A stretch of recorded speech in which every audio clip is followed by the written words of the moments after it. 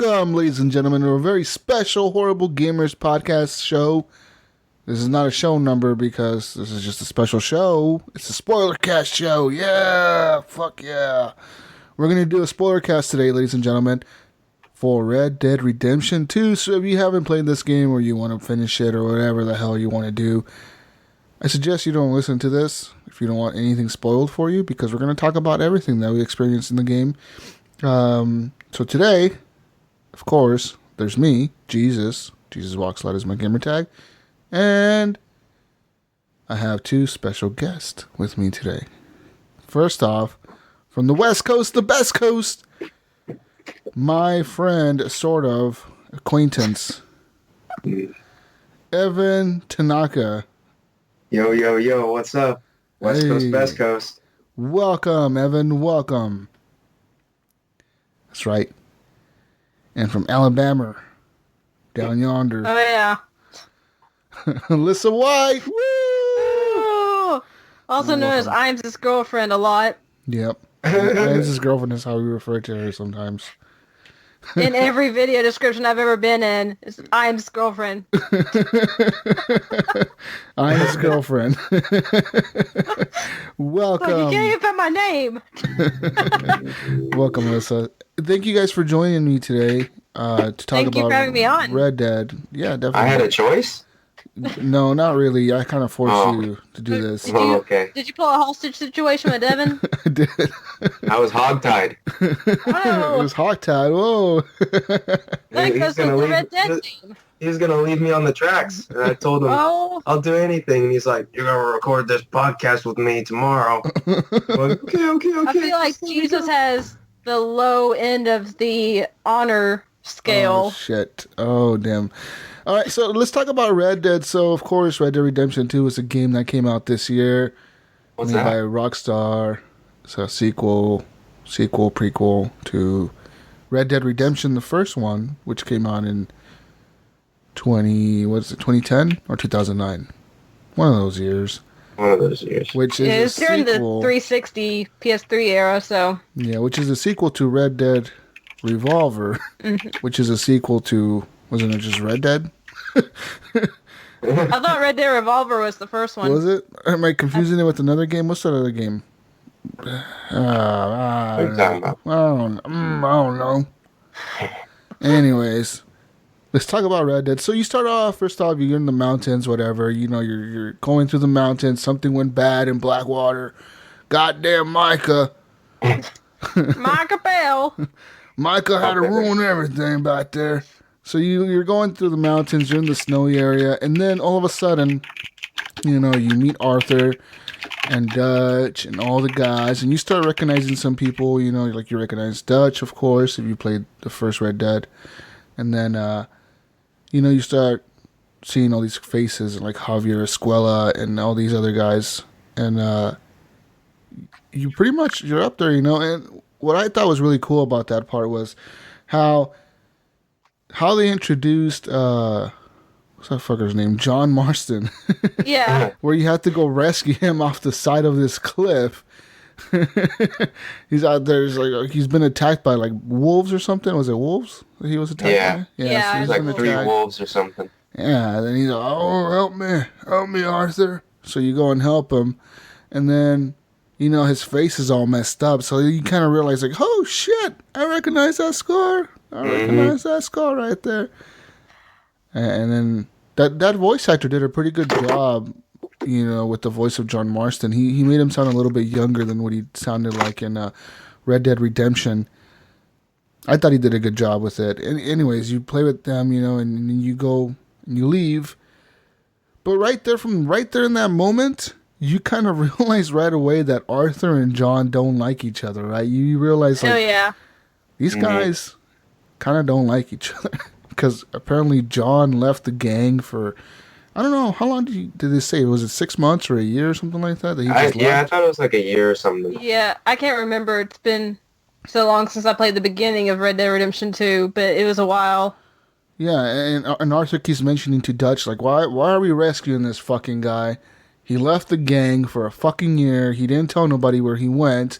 He left his wife with us and his fucking kid. Like, what are we doing helping this guy? You know? He's a piece of shit. Like, we shouldn't be helping him. Anyways. Arthur's a babysitter. Because of loyalty. Because of loyalty.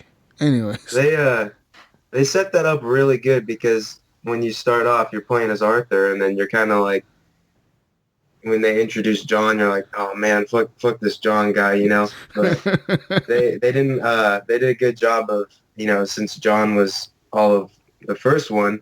It's like you already know kind of about John, so I think they set it up good to where, you know, they start you off where, you know, you're like, man, it's showing you that Arthur doesn't like this dude. He's not too keen on him, and then, you know, stuff changes down the line. But I thought they set that up good. They did a really good job with that. I agree. I feel like John is a really hated character, probably from everybody that played the game. They probably don't like John off the bat. But yeah, we all know where his story ends up in the second, and we're in the first game. I keep saying the second game. This is a sequel to this one, but whatever. Anyways, you end up leaving that place. You end up going down to, I forget what that area is called. Strawberry? No, it's near Valentine. Okay. Isn't it like Horseshoe Overlook or something like that? Oh, yeah. The area is called. Oh, yeah. You end up going down there, and you end up setting up camp. And you're down there with the gang, and you meet you start meeting the rest of the gang, which is like you meet Miss O'Shea, Tilly, and all these other people that are just kind of part of this gang. And then what I thought, you know, was really cool how it was when they the way they introduced every character, they kind of made you do a mission with them or mission for them or with them or about them. And one of the people that I thought was interesting, which I never really kind of liked him, but I thought he was really interesting being a part of the gang, was that Herr Strauss or whatever, that German guy. Mr. Strauss. Leopold Strauss. Oh, yeah. And that guy, everybody called him Strauss. Herr Strauss.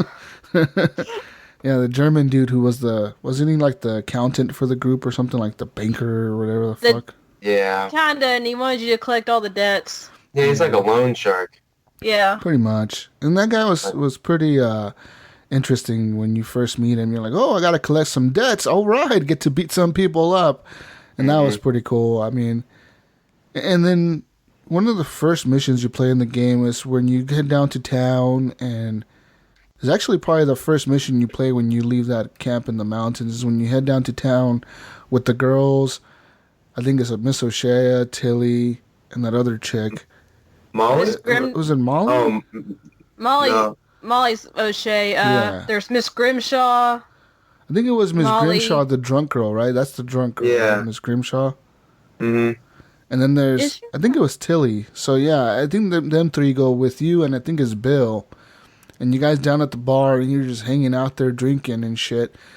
And then all of a sudden, I think it was Bill that walks into the bar, and he just starts a fucking fight. Like a fucking fight breaks out, and you're like, holy shit. And you start fighting people, and I thought the combat felt pretty good. And when you get into hand-to-hand combat in the game, I've always felt like it made the punches feel like they have some weight to them. Like it feels like a real fight almost. You know what I mean? Yeah. Because a lot of video games, the fighting is very quick, very fluid. Like, you're real quick. And in this game, it almost felt like you were kind of coordinating a movie, like a fight scene almost, when you're fighting with people hand to hand. Especially the way the camera zooms in on you and all that good stuff. I thought that was really well done. Yeah, and you have to block their attacks and dodge and everything. So, adds a little bit of strategy to it. That dude whooped my ass, though, that first guy, that big dude. He whooped my ass. I don't know about you, but I had a hard time fighting that dude for a bit. And then finally, in the end, I was able to get on top of him and beat him or whatever. But that was tough at first because I was like, oh damn, this dude's just whooping my ass. Like Arthur has no chance against this guy. He's like twice his size. He's just whooping you, kicking you on the ground. It was crazy. I don't think the game even tells you how to fight him. You No. just have to push the buttons and figure out which one does what. Yeah, you're just kind of like mashing X, mashing Y, mashing trigger. You're like, what the fuck do I do? Pull out your gun, Arthur. Like, nope, can't use your gun right now. Yeah. Gotta fight with your fists. Yeah, I mean, that's when they introduced that big dude, and then, then Bill was all... That's when you realize, like, Bill always fucks up everything he does. All his plans are just screwed up from the get-go. They're just like, this... every time I did a mission with him, I was thinking to myself, like, all right, we got this huge, thought-out plan, but Bill is going to fuck it up somehow. Like he didn't think of something. That was always just rolling my eyes every time. Every time Bill talks, I'm just like, all right, here we go again. Yeah, like, oh, fuck, Bill. Okay, we're going to go rob this fucking bank because you say so. And you say it's a good score. Let's go rob this fucking bank. Yeah, that guy is a fucking piece of work. And then, back at the camp, you have that one dude tied up, that O'Driscoll fellow. What was his name? Kieran? Yeah, Kieran. You got him tied up on the tree and shit. And every morning you walk by him, you can talk shit to him. He's like, just give me some food. He's like, give me some food. I don't want to die. You're like, shut up. Yeah, that was fucking crazy. Yeah, I thought that was interesting how they treated him for a while there. And then, yeah. So... I mean, during this whole part of the game, it's when I feel like a lot of people probably fell off of the game because it just was very kind of slow. It's when you realize how slow the pacing of the game was. And I feel like a lot of people this is probably where they kind of stopped playing the game, was in this first area of the map, which I highly suggest if you stop playing in this first area of the map, go back and keep playing the damn game. Just play the story missions, just go that route. Play all the yellow missions. It's such a shame, though, because, like, definitely, because I remember I got home from work, and it was like, Red Dead had just came out, so I was like, yeah, fuck yeah, Red Dead, and then, so I was a little tired, but I was still excited, and I was like, all right, I'm going to stay up all night. And so I did. I stayed up all night playing it, but it was so slow, and I was like, oh my gosh, I was like, I wish it wasn't so slow. Yeah. Because it was just dragging on at parts, but, it took me a while to realize that I think it was necessary to be that slow because you learn so much stuff, like how your camp works and like all the controls, and like you kind of get that general feel for, and I think they set it up that way, going forward in the story missions, you like fully know what's going on, because I think it would be frustrating if you're playing missions and you're still trying to figure out what the hell to do. So I think it was necessary, but it was a little slow. Yeah. It was slow at the beginning. Yeah, that first part. I remember when the game first came out and it was up in the snow area, dude, I fell asleep. I fucking passed out because I had woke up early that morning and then I was ready. I'm going to stay up all night. And it didn't fucking work out. I didn't stay up all night.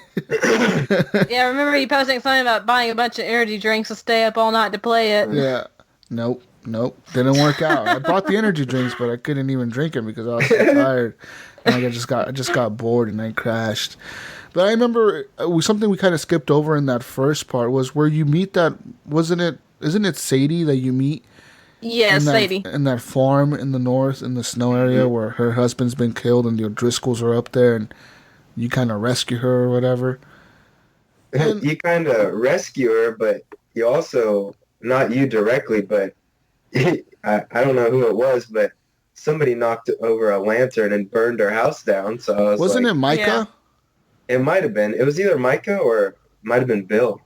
I think it was Micah, because I think it was you, Dutch, and Micah that went to that mission. Oh, okay. Well, that makes sense. Fucking Micah. Hate Micah. Fucking Micah, man.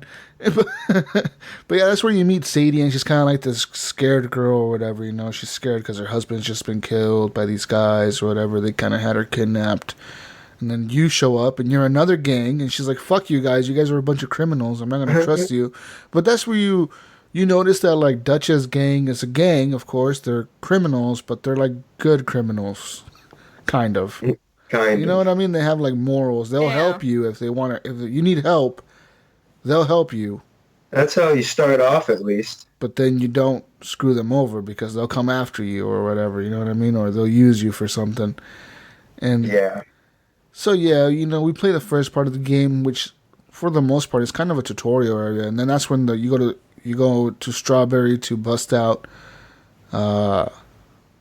who is it? Micah or something? But before that, yeah, it's in Strawberry. I thought he was in Blackwater. You had to go all the way back down there because it's like you're wanted, but you have to go break him out. No, but before that, because after you do that bar mission or whatever, right, when we were talking about before, that's when Lenny shows up running into camp, and he's fucking screaming. Right. He's screaming. He's all freaked out. He's like, fuck. And you're like, and the Dutch is like, what the fuck's going on? And he's like, they caught fucking Micah. They got Micah. And he's like, where'd they get him at? And he's like, Strawberry. What the fuck were you guys doing in Strawberry? And they're like, we were just hanging out doing some mission or scouting something, and they got Micah, and then that's when Dutch is like, all right, Arthur, go and take Lenny down to the bar. And you go down to the bar. I love that mission. And this is the mission where I was like, yes, this is the game I want to play. Because Lenny's like, all right, Arthur, we're going to just take one drink, right? Yeah, just one drink. Don't worry, Lenny. We'll just drink one and we'll come right back, We'll go get Micah right after this. And then all of a sudden, you're fucking wasted. You're just like drunk out of your fucking mind, dude. You're just fucking, Lenny. Yeah, you have to pull a heavy rain and do, Lenny. Yeah, it's totally a heavy rain moment. Yeah, Lenny, fucking screaming Lenny at the bar. I liked when you're playing and as you get more drunk, the words start getting garbled on the screen, so you can't even read them. Yeah. So you're just pressing a button like, what am I saying? I don't know. Like Larry, I think he says Larry for one or Lemmy for another one. Yeah. You see my friend? Get away from me. And everybody's like kind of pushing you away from them. Like, oh, you see my friend? I'm looking for Lenny. And then all of a sudden you fucking, where was it? You end up outside taking a piss, right? Oh no, right before you take a piss, isn't that when you go upstairs and you're just walking kind of upstairs and then you're fucking drunk out of your mind? And then you end up going back downstairs because for some reason you just end up going back downstairs and all of a sudden like, you're like, Lenny! And one of the guys is like, shut up! And you're like, what? He's like, you heard me. I said, shut the fuck up. And you're like, you talking to me? And the guy's like, yeah, I'm talking to you. And then Arthur's like, oh, yeah, really? You're a fucking idiot. And then the guy's like, you know who you're talking to? And Arthur's like, yeah, I'm talking to you.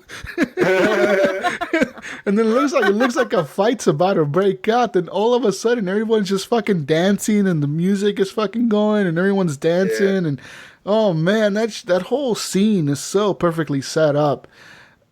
And then you go outside, you take a piss, you fucking peeing for fucking ever, it seems like, and then you find Lenny again, then you end up trying to drown somebody. You end up in a slap fight with Lenny. Yeah. You and Lenny keep slapping each other. And what I thought was pretty hilarious is when everybody's faces turn to Lenny's. Yeah. You're like, what even the fuck the is women. going on? Yeah, like even the ladies are looking like they look like fucking Lenny. And during that scene, there's a moment where when everybody's faces are changing, you can walk into a room that's upstairs, and there's two people going at it or whatever. They're having sex, and then fucking. But both of their faces look like Lenny. So Arthur's like, what the fuck? Arthur kind of freaks out. He's like, oh shit, I wish I didn't see that. It's fucking hilarious though. Because, they both kind of look at you or whatever. And it's like, Lenny is both of them. You're like, what the fuck? It's fucking funny. Oh man, that whole mission was probably one of the most memorable missions I've probably ever played. It's just funny. It's just a memory, you know what I mean? I'm always probably going to remember that mission from that game. It was just so good. Yeah. So that was so original. It was. I never felt like how I really felt when I've been super drunk. Like I've been that drunk before where I don't know what the fuck I'm doing, and And it's just, that's probably almost exactly how it feels.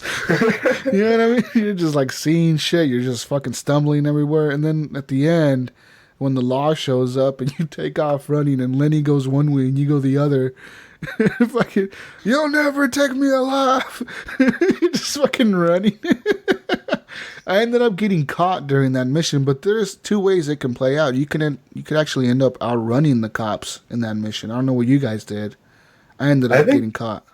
I don't think I got caught. I'm pretty sure I somehow outran them. Like, it was something weird because I didn't really try that hard. I think I just jumped over something and then like they couldn't get around it. So, and then it just ended like that. So I was like, huh, okay. When I woke up after that mission, I woke up in a jail cell with Lenny. I was in a jail cell and Lenny was in a jail cell. Yeah, I woke up in a field. So. Yeah, and then I woke up in the field too. That's crazy. Yeah, me and Lenny were in a jail cell, and then the sheriff or whatever, the jailer, comes over and he's like, "You boys had enough for one night?" And Arthur's like, "What the fuck happened?" And Lenny's like, "How the hell did we end up here? I thought you said one drink, Arthur." And then Lenny ends up paying I think it was like $5 or $10 or something to get us out of jail, because the jailer's like, "All right, $10 and you're out." So he ends up paying him like $10, and then we get out. And then as soon as we get out, Lenny just starts fucking puking everywhere on the street. He's like, "I'm never drinking again." But that whole mission was fine. It's just so much fun. I love that mission. It brings like a smile to my face because it's just so funny. It's so well done. And I just had fun playing it. But then after that, just when you go and you find Micah or whatever at the bar, at the jail in Strawberry. And you have to bust him out of jail. Mm-hmm. And so, what do you guys thought? Let me hear your thoughts on this mission, because we all know how it played out. Right. So, what you think? Well, go ahead. I was like, this mission made me a little angry because I'm like, stupid Micah! Because as soon as you break him out, the whole town, you're wanted dead or alive. And it's like, you have to kill, like, everyone in the town, basically, to get out. I'm like, oh, no! Yeah. No, Micah! I don't know. It was like, at this point in the game, I was still confused on who everybody is. So, like, I'm just doing the mission, and, like, I'm like, all right, I gotta break this dude out. Like, didn't really put it together, like, you know, Mike is in jail. Because I didn't really know, like, because you get introduced to so many characters. And so I was, you know, for the first half of the game, I was like, didn't even know what I was doing. I'm just doing all these missions, and I'm like, just doing them, not really, like, putting two and two together with, like, who I'm doing what for. But, yeah. So you, like, what do? You hook up his, like, the bars on the wall to, like, it was like some steam engine or something. Yeah. And, like, you're making a bunch of noise, and I'm like, damn, like, isn't everybody going to hear me? Like, I'm supposed to do this quiet. Yeah, but I mean, the whole idea of that is as soon as you bust them out, you guys are going to ride out there on your horses and outrun everybody. But right. That wasn't. Then he gets a brilliant idea to start shooting people, and the whole town's like, "Oh, well, he tells you he needs to get something. He's like, I need to get something, and you're like, what the fuck are you getting? You're like, what's so important that we have to kill 50 people to get to? You know what I mean? Mm-hmm. I thought, and then at the end of the day, when he goes into that house and you see him shoot like the lady and the guy inside the house, I felt bad, dude. I'm like, fuck, this is horrible. Yeah, because that was not. I mean, you already feel bad, like. All right, you bust out, and, like, you know, you could probably justify killing some, like, you know, some policemen or something, but it's like the whole town was like, hey, everybody's shooting at you, and you're killing, your death count is, like, racking up pretty high, and, like, your honor's just like, ding, ding, ding, ding, ding, ding, ding, like, going down. Yeah. And then he says that, and it's just like, they weren't doing anything, and then he just shoots him for, what was it, his guns, right? Yeah, his guns. His 2 guns or whatever. That's all he wanted back, his 2 guns. And I was like, what the fuck, dude? Like, you just shot a lady and her husband in their home when they weren't even, like, trying to do nothing to you over some fucking guns. Like, fuck, this is a cold-hearted motherfucker. But as soon as that happens, you end up with like a huge bounty in strawberries, so you can't really go back there for a long time until you pay it off. Because that bounty is like what, like $200 something, and you have like $2 in your wallet. Yep. Yeah. So you're like, oh, never going back to that town ever again. Yeah.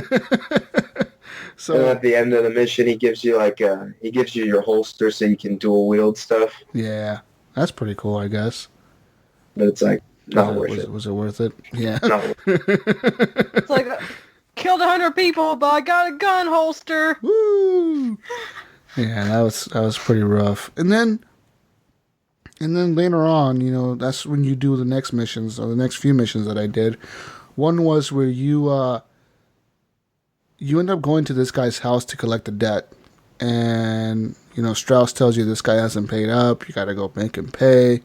He might be not trying to pay. And then I quickly realized that the dude was sick. He was really sick. He was like fucking super sick. He was farming. And he's like, oh, look, man, I'm sick. I'll get your money. I'm just trying to work. You know, I've been trying to get some work going. You know, I can't fucking work. I'm trying to get this done. And Arthur just starts beating him like bad. Like he fucking beats the shit out of him. And you have no control over that because Arthur just kind of does it in a cutscene. He just starts kicking him and like punching him in the face and kicking him in the face. And he's just like farming the whole time, right? The like, dude is just like farming, and Arthur's just beating like the fuck out of him. Yeah. Yeah. And his wife comes on and she's screaming at you to stop, and Arthur's like, give me my money. And the dude spits up, he ends up coughing up blood on your face. And that's unfortunately when Arthur ends up getting sick with TB, tuberculosis. And because that's what the dude had. And, you know, I didn't put that together, and of course, until the end of the game. I was like, where the fuck did Arthur get sick? And this is where he got sick. Unfortunately, you know, and you can't stop him from beating the dude. I thought that you can go back and like maybe change the outcome if you didn't beat the guy, but you can't. You can't do that. It's like part of the cutscene. He just starts beating him up. It's like one of the few cutscenes where you have no choice in how that's going to play out. It just starts doing it, and then you have no choice. I didn't even realize that's where you get tuberculosis in the game from until just now. I didn't realize that until I think my brother told me. Because my brother beat the game like maybe like a week or two ago. He finally finished all the game, and he told me I forget why he told me, but he was like, "Oh, did you know like because he was telling me about the like the ending missions with what's her name, the wife or whatever. I forget her name, but he was telling me like, oh yeah, you know, that's you get sick from when you beat up her husband in the beginning. And I was like, oh, shit. Yeah, it's kind of fucked up, you know. And then, you know, of course, you beat the hell out of him. And the wife tells you to leave him alone. And Arthur's like, give me my money. So then you kind of leave him, and you kind of hope that they pay up, because you told them you're going to come back and kill him if they don't. And then, so then, you know, after that mission, you know, what I did was that Micah mission and all these other little missions where like you and Micah go and rob that station wagon or whatever for the bank. And that's when you and Micah get kind of set up where somehow there's like 50 dudes that show up, try to rob you for the wagon. And I think those are the O'Driscolls. Isn't that the O'Driscolls that show up, or is it somebody else? I think it was the O'Driscolls. Yeah, they kind of show up and they're like, hey, we're here to take your fucking wagon from you. And you and Micah end up in a huge shootout with them on the river. And that was pretty cool. You know, at that moment, I don't know if I liked Micah or not. I think I probably didn't think much of him. I probably thought that he was a piece of shit, but just like John, he's still part of the gang, so whatever. And I don't think at that point Micah was against you, you know, yet. Because at the end of the game, you know, we all know that he turns against you. But in this moment, I don't think he was against you. I think he was kind of just whatever. But I wonder if he set you up. Because it seems very convenient that all of a sudden a bunch of O'Driscolls showed up. You know what I mean? Yeah. And it's just you and him, and all of a sudden a bunch of O'Driscolls showed up. And we all know Micah doesn't like Arthur because Dutch has a lot of like praise for Arthur. He treats Arthur like his son almost. So it's like, I wonder if Micah was trying to get Arthur killed in that mission. Damn. You know what I mean? That's interesting, yeah. I don't know. Maybe. Anyways, after that, the lady shows up, pays the debt for her husband. That one lady that you said, Evan, the dude's wife that you brought up earlier. She showed up, pays you the debt, and then she tells you, you know, that to me happened like in the morning after I went to camp and I slept and I woke up. That's when that happened for me. She kind of showed up in the morning. She was like walking up to the Strauss or whatever on a table. She's like, here's your fucking money, you damn criminals. You know, you fucking shark, you know, you fucking pieces of shit. You know, she's just talking shit to Strauss, like, you fucking degenerate piece of shit. Like, how dare you, you know? And then, you know, I was kind of just standing there looking at her, you know, and she's just sitting there and she's like, you fucking, you know, you worthless scumbag. Like, how dare you lend people money knowing they can't pay you back? You know? And the dude's like, well, how's Mr. whatever the fuck his name is, the husband? And she's like, well, he's dead. You know, he died because of you. And then she looks at Arthur when she says that. And I was like, oh, no. Yeah. I feel bad, man. I feel legitimately bad when she looks at you and she tells you, like, she died because someone beat him. And then she fucking looks at you, you know what I mean? You're like, oh, damn. Oh, yeah. Damn. I'm sorry, lady. You know, I felt really bad. And then she kind of walks away with her kid. And Arthur kind of goes up to Strauss. And I don't know if you guys said this, but I talked to him. And Arthur kind of has a conversation with Strauss, you know, like, hey, man, like, you know, that's kind of fucked up. I didn't mean to kill the guy. And Strauss is like, oh, who cares? He was going to die anyways. Yeah. He's like, it comes with the territory. Yeah, like, no big deal. He was going to die anyways. He was sick. Who gives a shit? At least we got our money, you know? Like, I was like, damn, dude, Strauss is a cold-hearted motherfucker. Like, this dude just doesn't care about nothing but the money, you know? Yeah. I was like, damn. I didn't like the Strauss missions, like, because you start off like that. And not one of his missions are you able to just go and get your money easy. No. It's like, all of the people that you go and get money from, it's like, you know, something's wrong, somebody died, you know, and then, like, you have to, I don't even think it gives you a choice. Like, you just have to intimidate them or something, or, like, try and persuade them to give you money or whatever, and then it's not till, like, the later half of the game where you can, you know, just say, like, you know, fuck it, you know, just, you know. That's crazy. Anyways, after this, you end up moving camps or whatever to that, next to the river. I forget what that camp is called. We end up moving next to, like, this river or lake. The Beaver Creek? I don't know. Beaver Hollow, I think. Beaver Hollow? Yeah. Yeah, and that's the end of chapter 1, so. Yeah, the end of chapter 1. And during chapter 1, a lot more things happen. For example, you end up going hunting with Hosea. And then you run into that fucking bear. That's when everybody learns you got to take that fucking rifle off of your horse. Because if all you have is that fucking revolver, you're so fucking screwed, dude. That fucking bear charges at you so quick. I was like, oh shit. I was like, Hosea, where the fuck are you? The fucking like, bear. I'm reliving the Revenant right now. Exactly. It was totally like a Revenant moment where the fucking bear jumps on your face and he's just like mauling your fucking arm and you're like, oh fuck. You're trying to shoot it in the head with your revolver, but it's doing nothing to it. You're like, fucking shit, dude. Oh, Hosea's just ran off because he's scared. Hosea's behind a rock. He's just looking at you like, I'll stand back here, Arthur. And that's what I mean by, you know, chapter 1 is, you know, overall pretty slow compared to the rest of the game. And, like, stuff like that where you learn, like, okay, you know, when you're riding your horse for a while, you see Arthur put his guns away and, like, you know, stash them on the horse. So it's like, that's something where you learn, like, okay, I gotta, you know, make sure I have everything before I leave my horse.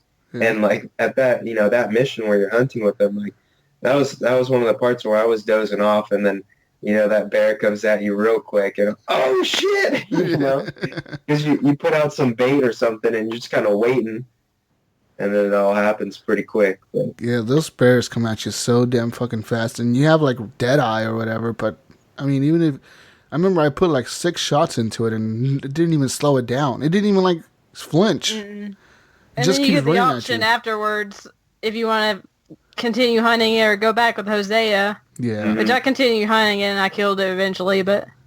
I ended up going back I ended up letting Hosea go back to camp by himself, and then I think I ended up killing it. But it took me a long time. I think I had to go buy like a new rifle or something to be able to kill it.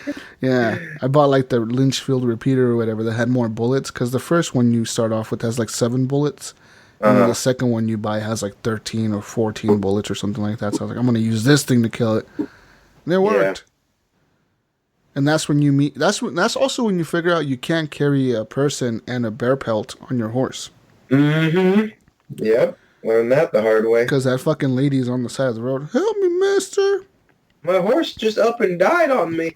And you're like, okay, I'll help you. And then, you kind of think, okay, I'm going to get her off this horse. And then, like, maybe I can give her a ride back or something. And then you realize, like, she expects you to take your pelt off of your horse. And you're like, what the fuck? No, lady. It's legendary. That didn't happen to me. She didn't spawn until after that mission for me. Really? She spawned, like, right away for me after that. I was like, oh, fuck this lady. I don't want you. I don't want to give you a ride. Screw you. Like, I left her there. I should have done. So I dropped my pelt. I took her wherever the fuck she lived. As far as fucking away. She lived far, dude. Yeah. It was real far. And then I went to go back for my pelt. And it wasn't there. Damn. And I was like,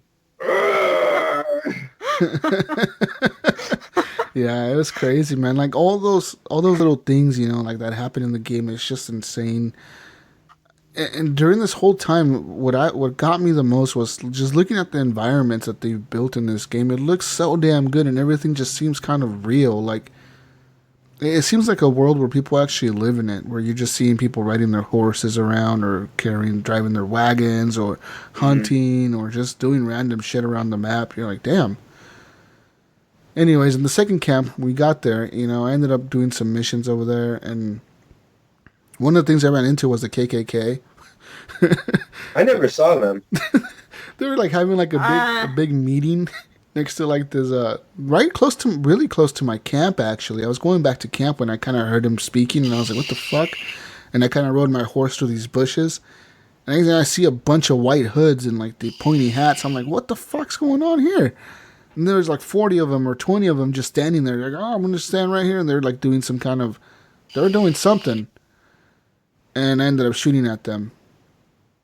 Yeah. What did you do, Alyssa? I don't think I encountered them. Really? I think I saw it online where you could see them, but I'm like, I didn't meet them. No, I saw them. Yeah, they were just kind of near my camp in the middle of the night. I was going back to camp, and I saw a big fire, like a big fire or something was burning, and they were burning across, and they're all having like this huge meeting or whatever. And like I said, I ended up shooting them all. But I guess if you just sit there and watch them, they're trying to baptize a new brother or whatever, like initiate a new member. But what ends up happening is the leader ends up catching his robes on fire because of the cross. And like, he ends up catching on fire. Yeah, he ends up catching on fire, and everybody catches on fire. And just a bunch of shit, like hell breaks out, like mayhem. I ran into those guys twice. Later on in the game, I ran into them like I was going back towards Valentine, and they were like on the side of this hill, and there wasn't a group of them. It was like the middle of the day, but it was like 3 of them maybe. And there was the leader, the dude wearing like the black robe or whatever, and there was the 2 dudes wearing the white robes, and the 2 dudes wearing the white robes were trying to lift up this cross. They were trying to like stand it up or whatever. And I was watching them, and the dude's like, "Come on, put your backs into it. Put your backs into it." And you're like, "What the fuck?" And I was standing there watching them. Come on, get some more leverage on that. They're trying to lift this huge cross up in the air. And what ends up happening is one of the guys, his hand slips, and the fucking cross crushes both of them. And then the dude with the black robe, he's like, well, I guess. I mean, what the fuck do I do now? And he kind of just standing there looking at them. So then what I ended up doing to that guy was I ended up grabbing him, I hogtied him, and I put him on the back of my horse. And I was trying to drown him as he was hogtied. I'm going to drown this guy. I'm throwing him into like a river or a lake or something. I threw him onto a puddle, and he wouldn't drown because you could tell he was choking because of the water, but he was able to like lift his head up and like spit it out and cough it up. So like he wasn't actually drowning. He was just kind of struggling. So I ended up having to like look on my map and like mark a lake or like a little thing, whatever I could take him to. And on my way there, I went to like a ranch. And everybody in the ranch, it was like, ding, ding, ding, ding, ding, ding. kidnapping. I was like, oh shit, it was a kidnapping witness. There was like probably like 15 kidnapping witnesses, and like 4 dudes started shooting at me right away. They're like, hey, they started fucking shooting at me. I was like, what the fuck? So I ended up killing those guys, and I was just like, whatever, I'll get a bounty on me. So I got a bounty on my head. I had the sheriff coming, but I ended up throwing the KKK dude into like a lake type thing, and he drowned. And I got karma for that, for killing him. I got positive karma. Wow.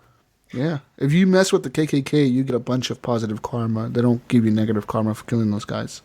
Interesting. Yeah. Yeah, I never ran across those guys. Yeah.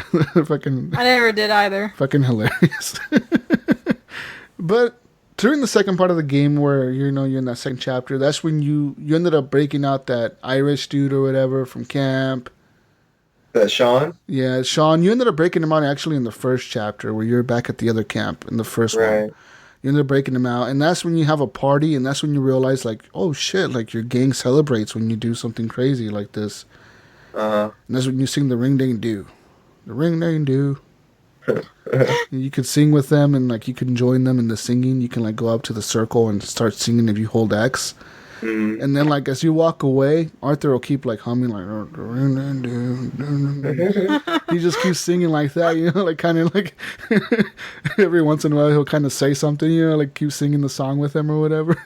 But even though you're walking away, it's pretty good. I was like, damn, that's fucking fun, dude. Like, I had fun doing that stuff, because then there's just beer everywhere. You can keep drinking and getting drunk. You can never get as drunk as you got at the bar with Lenny, though. No, I tried. Yeah, I tried. Yeah, I was drinking beer and whiskey and shit. Like, nope, ain't happening. It just doesn't. You just kind of stumble a little, and it kind of tilts, and that's about it. Yep. Yeah. But the other people can get pretty drunk. Like that one chick that always gets drunk. What's her name? You guys said it earlier. Is it Karen? Miss Grimshaw. Karen, dude. She gets fucking wasted. She's like the bigger one. Yeah. She's the bigger one. She's the bigger lady, yeah. She gets fucking wasted, dude. She's like, fuck you guys. She just starts talking shit to everybody and gets wasted. And at every party, she's just trying to fight with everybody, And then Bill is usually Bill. You tell Bill to shut the fuck up because Bill's trying to tell some story about something that happened that he did back in the Civil War. He's always trying to tell his Civil War stories over there because he was in the Navy or whatever the fuck, He's trying to give you like his Civil War stories.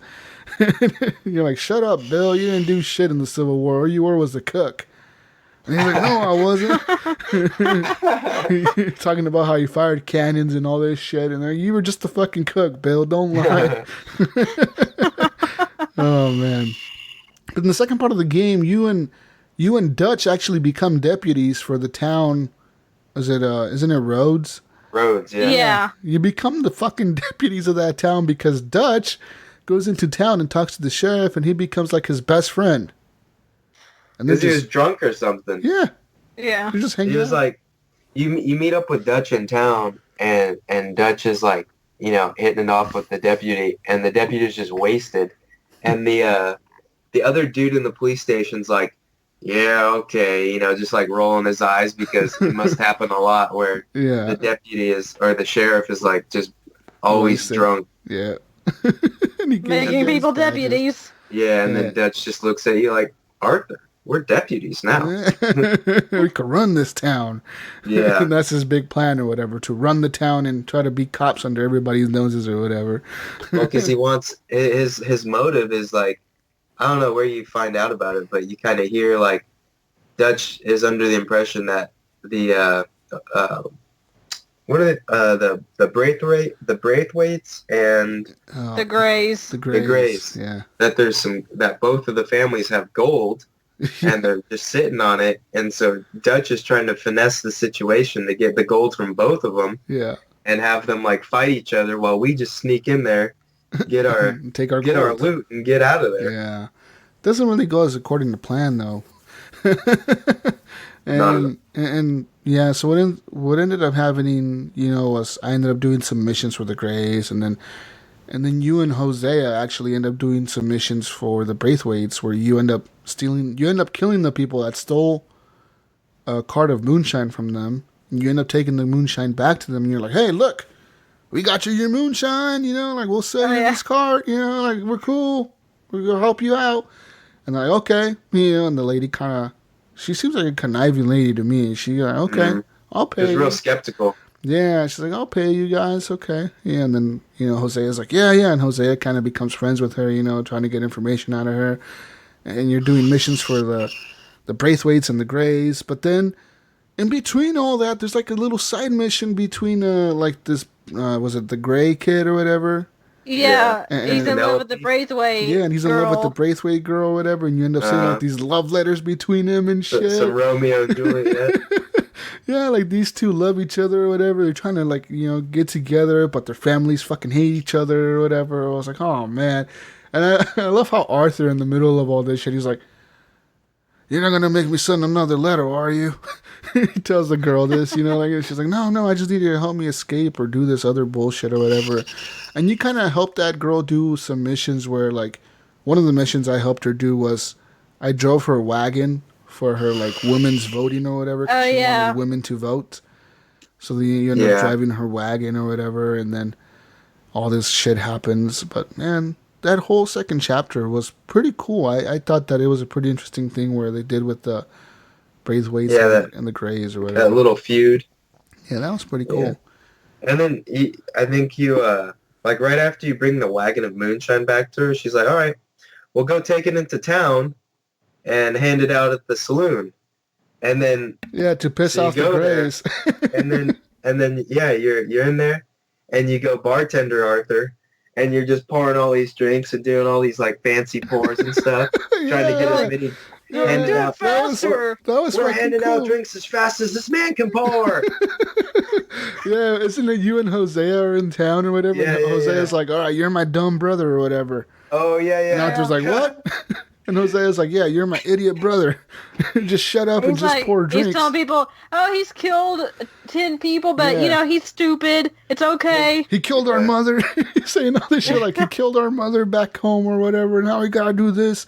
He can't do nothing. He can't talk, but he could sure as hell pour some drinks. And, they're just pouring fucking drinks and pressing X and mashing X and pressing B and all kinds of crazy shit. And Arthur's fucking flipping the bottle and shit, pouring whiskey on everybody. That shit was fucking cool, man. That was awesome as fuck. And everybody's just wasted and shit. Hosea's just fucking talking it up. And then the stupid-ass Greys showed up. They start shooting at you because they're like, what the fuck are you doing giving out whiskey in our town for the Braithwaites? And then they're shooting you or whatever, and then you kill all of them, you get out of there. In the next few missions, those where things ramp up where, like, for example, one of the next missions that I remember in that area was... burning the tobacco fields? Before that, actually. You're hanging out with... you have to go and meet Micah, Sean... and Bill in town because they have a plan to do something and they need your help because they need you to be part of this crew. So you show up to Rhodes and you're kind of just hanging out with them or whatever, and you're walking through town. You're just walking down the road, you're talking, and you guys are talking about this plan. And out of fucking nowhere, like just straight up, like you hear a gunshot as Sean is about to say something. He's like talking halfway, he's kind of like bullshitting with you. And he's responding to you to what you're going to say. And as soon as he's about to say it, boom, fucking gunshot goes off and half of his head explodes. Just explodes in front of you. You're like, what the fuck? Yeah. And you realize real quick that you've been surrounded by, I don't know who it was. I don't know if it was the Braithwaites or the Greys. I think it was probably the Greys or something. But they fucking set your ass up, or the sheriff. Somebody set you up. Yeah. Where you're just fucking surrounded by people, and the fucking, these people start shooting at you, and you're fucking, Sean is fucking just dead. He's just fucking dead. He's like, there ain't no way that motherfucker's getting up. You saw his head getting blown off. There ain't no way he's standing back up. And Bill's kind of freaking out. He's like, what about Sean? And Arthur and Mike are like, fuck Sean, like he's fucking dead. We'll come pick him up later. Just get the fuck out of here, And a big shootout happens. And then, yeah, man, after all said and done, you keep doing missions and you end up burning the tobacco fields or whatever at the Greys. You burn all their tobacco fields. That was pretty cool. I thought that was kind of interesting how you went. That was one of the few stealthy missions of the game. Yeah. That was super stealthy. Yeah, you couldn't be caught by the guards or whatever. You had to burn all the fields. And if you got caught, you had to start it all over again. Yep. Yeah. Kind of had that, what's that? Dishonored kind of thing where you could see where their guards are looking in the mini map and stuff. Yeah, it did. Yeah, where the way they're facing or whatever. Yeah, and whatever direction they had their lantern in. Yeah. You had to stay out of sight. Yeah, I like that one. Burn the shit out of those fields is what I did. Mm-hmm. I did too. Yeah. I don't know who you did. You did that mission with somebody. I forget who it was. Maybe it was Javier. Maybe somebody else. I think it was Charles. Maybe it was Javier. Maybe it was Charles. Charles is the big, he's the black Indian guy, right? Yeah. I think it was Charles. Yeah, because Javier is like the Mexican dude, right? Yeah, that's right. I think it was Charles. Yeah. Charles is always the guy who's promoting stealth. Like every mission you do with him. That's right. Yeah, that makes sense. We should be quiet here, we shouldn't be using guns. We should use our bows and our hatchets. What the fuck, Charles? Like, dude, I get you're an Indian, but I'm going to use my guns, bro, okay? Fucking Charles, man. But yeah, you end up burning the whole field down, which ends up like pissing off the Greys that want to go against the Braithwaites. And then you end up going back to camp, and then the fucking Pinkertons show up for the second time. The first time they showed up was when you were hanging out with Jack. Yeah, you were fishing with Jack. And he's like, Uncle Arthur. And the fucking Pinkertons showed up and they're talking shit to you and they're looking at Jack like, what the fuck, whose kid is that? Like, what the fuck are you doing with this kid? And you're like, whatever, But yeah, the Pinkertons show up to camp and they tell everybody, like, look, all of you guys here and women, you're all free to go. All we want is Dutch. That's it. You can all fucking leave. I don't care about any of single one of you fucking pieces of shit. So you could just leave and live your life as free as you want to be. Nothing's against you. Everything will be forgiven against you. Just give us Dutch. And right there and then, everybody's just kind of looking at Dutch and they're looking at them. And Dutch is like, look, what do you think they're going to do? Like it's all about loyalty. That's what the whole gang runs on, this loyalty thing where they don't betray each other. They help each other. And the Pinkertons realize, like, okay, fuck. These fucking assholes are not going to give them up. We should probably leave, And they tell Dutch and everybody, like, look, next time we come back, we're going to have more than 50 men with us. And we're going to fucking kill every single one of you that don't give up. Mm-hmm. And then that's when everybody starts freaking out on Dutch. Like, what the fuck, Dutch? Like, what are we going to do? And Dutch is like, I got a plan. Tahiti. Tahiti, boys. Tahiti. But then after that, like, you do some more shit for the Greyjoys, and then for some reason the Braithwaites end up kidnapping Jack. I don't know. Because you stole horses from them. Yeah, because you did that mission where you stole the horses from them. You're right, Alyssa. Yeah, I forgot about that mission. You stole the fucking horses from them, right? Mm-hmm. Yeah. And you took them to those weird brothers. That was like another stealth mission where you got to hide in the back of the wagon or whatever, and I think... Yeah, and then you got to take out the stable hand quietly and then steal the horses. I killed him. I stabbed him in the neck. Kind of felt bad. I should have, like, subdued him or something, but I just stabbed him in the neck. I'm like, weird. Dad, dude. It's the stealthiest kill I can do. Yeah, I think I tried to be stealthy, and then I think I pressed the wrong button or something, and then I had to reload, and then next time I was like, man, fuck this guy, I just killed him. Shot out of there like a bat out of hell. Yeah, and then we end up getting a big shootout or whatever, running out of there. But then, of course, you go back to camp one day and everybody's freaking out. I think it's Abigail. She's freaking the fuck out. She's like, where the fuck is Jack? She's like, where's my son? And then John's like, don't worry, we're going to find him. And she slaps the fuck out of John. You stupid bastard, it's all your fault. Everybody's freaking out and Arthur's like, calm down, what the fuck happened? And that's when, this is one of the coolest moments in the game where I was like, fuck, yes. Because, everybody's pissed off. Nobody fucks with Jack. Jack is a kid, like, you can take anybody else in the gang. You can kidnap anybody else. Anybody. Don't give a fuck. Yeah, we'll go after you, but we could, that'll be like a few people will go get you. But you fucked with Jack. That's another level, dude. And that's when the whole, like, Dutch gets out there, he's like, what the fuck's going on out here, and everybody's freaking out, and then he's like, all right, that's it. We know who took him. It was a fucking Braithwaites. Let's go get him. And that's when everybody rides out, like, all the dudes in the camp just get on fucking horses, and everybody's just riding together, That was the coolest when you're going to the Braithwaite mansion and you got that road of just trees on your side. I took so many screenshots right there. I took a screenshot right there where you're just walking down the road with your guns out. You're like fucking 8 of you just walking down the road in a line. Perfect formation. Yeah, dude, that was... And the music, too. The music when it was going on, it was just like, ooh, I'm about to fuck some people up right now. Oh, yeah. You knew shit was going to go down. You know nobody in that fucking house was going to leave alive. Mm-hmm. You know what I mean?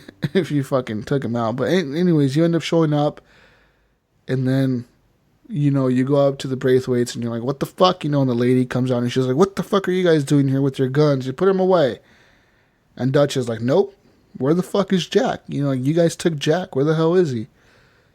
And she's like, what the fuck you mean we took Jack? We didn't take Jack. What are you talking about? And you're like, oh, we know he's here. We're going to kill you and take him back. So then the big shootout happens, crazy shit is going on. You have a huge shootout with these, Braithwaites. There's tons of them. And one of the coolest parts for me was I switched to first-person mode when you kick in the front door. And being inside the house with the shotgun, dude, and in first person, you fucking blow people away, man. That shit was wild. You just run up to somebody and kind of hit them in the face with your gun and put it against their chest and just shoot it. Fuck, it's crazy. First person, damn. Dude. And then you shoot it, or you shoot them in the head real up close, their head just kind of disappears. They just have no head. All of a sudden, they're just bleeding everywhere, but no head. It's wild. But yeah, you end up finding out that Jack isn't there. You end up grabbing. They sold him to Angelo Bronte. Was it he's Italian, right? The Italian guy. Yeah, and you end up fucking letting the lady go or whatever. I wanted to kill her so bad. No, you don't let her go. Yeah, you end up burning the house down or whatever. Yeah, she stays in the house though. But you don't kill her. Oh, okay, you're right. Yeah, you burned down the house, and she's like, my house, and she runs back in. And I was like, okay, I guess. That's what I was thinking the whole time, too. I was like, what the fuck is she doing going back in there? But, I mean, I guess she had nothing left to live for, because you realize, she had no treasure. Yeah. The only thing that whole family was running on was their moonshine, which they were making, but without the house, without their farm, how are they going to make all that? You know what I mean? I also remember going to the house and getting that shield. They had the gold shield, thinking, oh, this is going to be valuable. And then you go to, donate it or sell, and it's $0. $0. Damn. It's like, well, this is worthless. Yeah. Man, that was fucking crazy when that happened, where you end up shooting her. And, yeah. I liked Chapter 2. I don't know about you guys, but I liked it a lot. That was good. It was nice because Chapter 1 was so slow. Yeah. And Chapter 2, there was you could really focus in. It was very focused on this feud between the Greys and the Braithwaites. So there was always something you were doing. And it was just, you can really it was easier to follow because you were going back and forth, doing missions for both. And then I think that's what made it go a lot smoother and quicker than Chapter 1, just because Chapter 1, you did a little bit of everything, whereas Chapter 2, you're kind of just dealing with this feud. So it went a lot, the pace was a lot faster. Definitely. Anyways, during that whole time, you end up moving camps once again because, of course, the Pinkertons showed up. They told you they're going to come back. So you're in this big hurry. And, Kieran is now your friend because Kieran saved your life in one of the missions. He ends up shooting, I think it's an O'Driscoll that has Arthur, almost dead. Yeah. And he ends up shooting him. So, Kieran is now kind of part of the gang, whatever. He kind of is on your side now. That's the kid you captured in the beginning that you had tied up to a tree. From the O'Driscolls, right? Yeah. Yeah. And he's like, I'm no damn O'Driscoll. He's one of the people you catch, right in the first part of the game where you're in the snowy map area or whatever. Yeah, and then you end up going to this camp in the north, which is a house, kind of, which I thought was the coolest camp out of all of them. Yeah. And that one's, you probably spend the most time of the game in that camp. Was that? Shady Belle?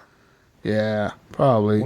Was that the one where where they had the weapons there and you scouted out beforehand, or was that a different one? There was like a gang. Maybe I'm thinking of something else. Oh, you're right. There was a gang there, Yeah, and there was a gang there. You end up going up there to clear out the gang or whatever, and taking. You go up there with someone, and you're kind of. It might have been Lenny. I don't know. You go up with somebody. Yeah, it was Lenny. And then they had a bunch of weapons there. It was like some like gang hideout or something. They had a bunch of weapons there, so you go in there. I think it was the Lemoyne Raiders hideout. It was. It was the Raiders, and that's when you kind of get introduced to them, and you take over their place, and then you're like, and then you bring it up once you guys have to move. You're like, well, there's this place up north, we'll go there. Yeah. So then everybody ends up packing up and moving up, to the north. And that's when you kind of end up doing missions in like Saint Denis and all those areas up north, in like the swampy areas. Fuck Saint Denis. Tons of those, tons of that area. That was the worst city because you'd just be riding your horse through it, and someone would walk in front of your horse. Yeah. And you'd run over them, and immediately you'd be one in the whole city, and you're like, I didn't do anything. Yeah. They walked in front of me. Yeah, every time I did something in that city that was like a criminal thing, or that I shot somebody, stabbed somebody, robbed somebody, or something, that I did there, and if there was a cop coming, I would just surrender. I'd be like, all right, just take me to jail. Just, I don't want to shoot you and then have another $20 bounty, and then I can't surrender anymore. Damn, I never went to jail. Just take me now, and pretty much all that happened when you went to jail was you would see Arthur sitting in a jail cell for like a day or two, and then all of a sudden you would be let out, and you'd get let out, and then they'd take like a few dollars off or whatever, like probably less than what your bounty was, and they'll let you go. Yeah.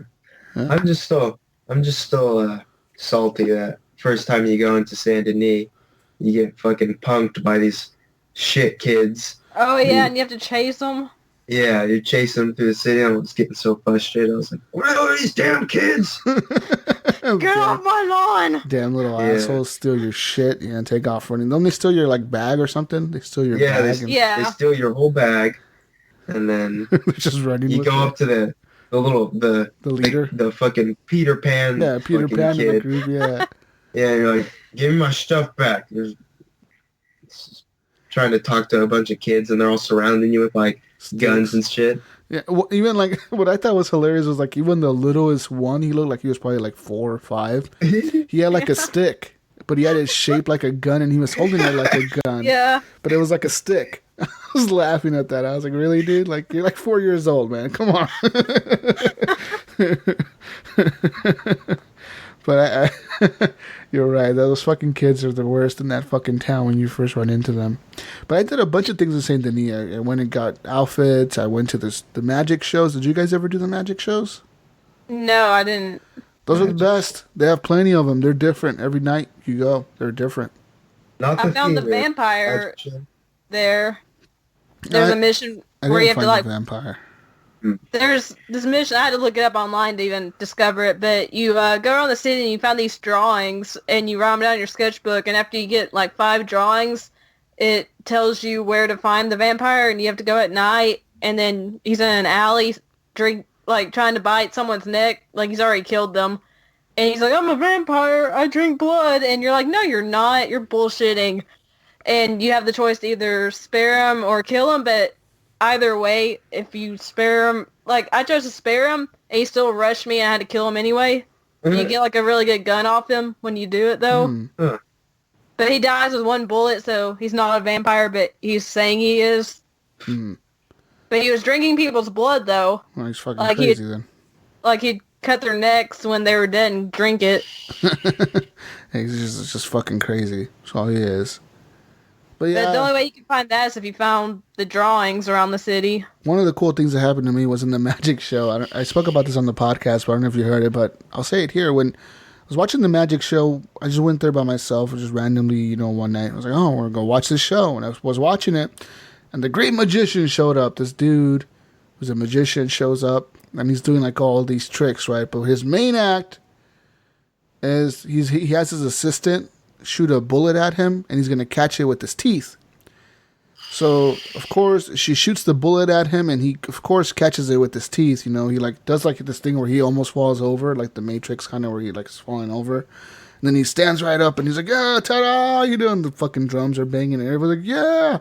But there's a guy in the front row who's like, you fucking liar, that's fucking fake. You're using fake bullets. It's a blank. You fucking full of shit. I don't believe you. And the guy's like, oh, really? Well, then, if you don't believe me, I challenge anyone in the crowd to come up here and shoot their own gun at me, and I'll catch the bullet. You know, so at that point, you have the option to stand up and go up there and do the thing where you're going to shoot him. So I go up there, right? Arthur goes up there, and he's like, you, sir, you look like a brave man. You know, you got guns. Why don't you go ahead and shoot me, and I'll catch the bullet? And I'm like, okay. So I agree to it. And then he's standing there, right, and like the drum, you know, they have like a drum roll going, you know, fucking drum rolls going, you know, fucking crazy, you know, like this fucking shit's going on. And the dude's standing there with his arms spread open, and he's like, all right, go ahead and shoot me wherever you want, and I'll catch the bullet with my teeth. Yeah, okay, you're full of shit, dude. And I knew, I mean, of course I have real bullets in my gun because I've killed people, tons of people with this shit. So I pull out my pistols. I aim dead at his fucking head, right? Because I was going to shoot him in the chest, but I'm like, no, if I shoot him, I want to kill him, so I'm going to aim at his fucking head. Mm-hmm. So I aim right at his fucking face, like literally, dead on, dude. And I even, to make sure I got the fucking headshot, I did dead eye. And I shoot him in the fucking jaw, like in the face. I shot him right in the fucking face, dude. And he like does this thing where he's falling back. It looks like he died, where like he fell back. He's kind of like falling to the ground, and he stands up, and he's like, ta-da! You know, he fucking pulls a bullet out of his mouth, and you're like, what the fuck? What the fuck? I freaked the fuck out, dude. I was like, whoa! I personally started fucking clapping, dude. I was like, fuck yeah! This is the shit. It's like the best show I've ever seen in my life. It was so fucking cool, man, because the dude literally caught my bullet with his fucking teeth. Damn. He fucking did it. Like, it is wild, man. I like how excited Arthur gets. Like when you go to the theater show or something with what's her face? Mary. Yeah, Mary Beth. Yeah. Or whatever. And when you go to the theater with her, Arthur's having like a grand old time. Like he gets so excited about the show, and like you're saying, Jesus, the magic show, like. He's all tripping out over it. Yeah. It's funny. Oh, my, that's fascinating. He's all fucking clapping and shit, cheering and shit.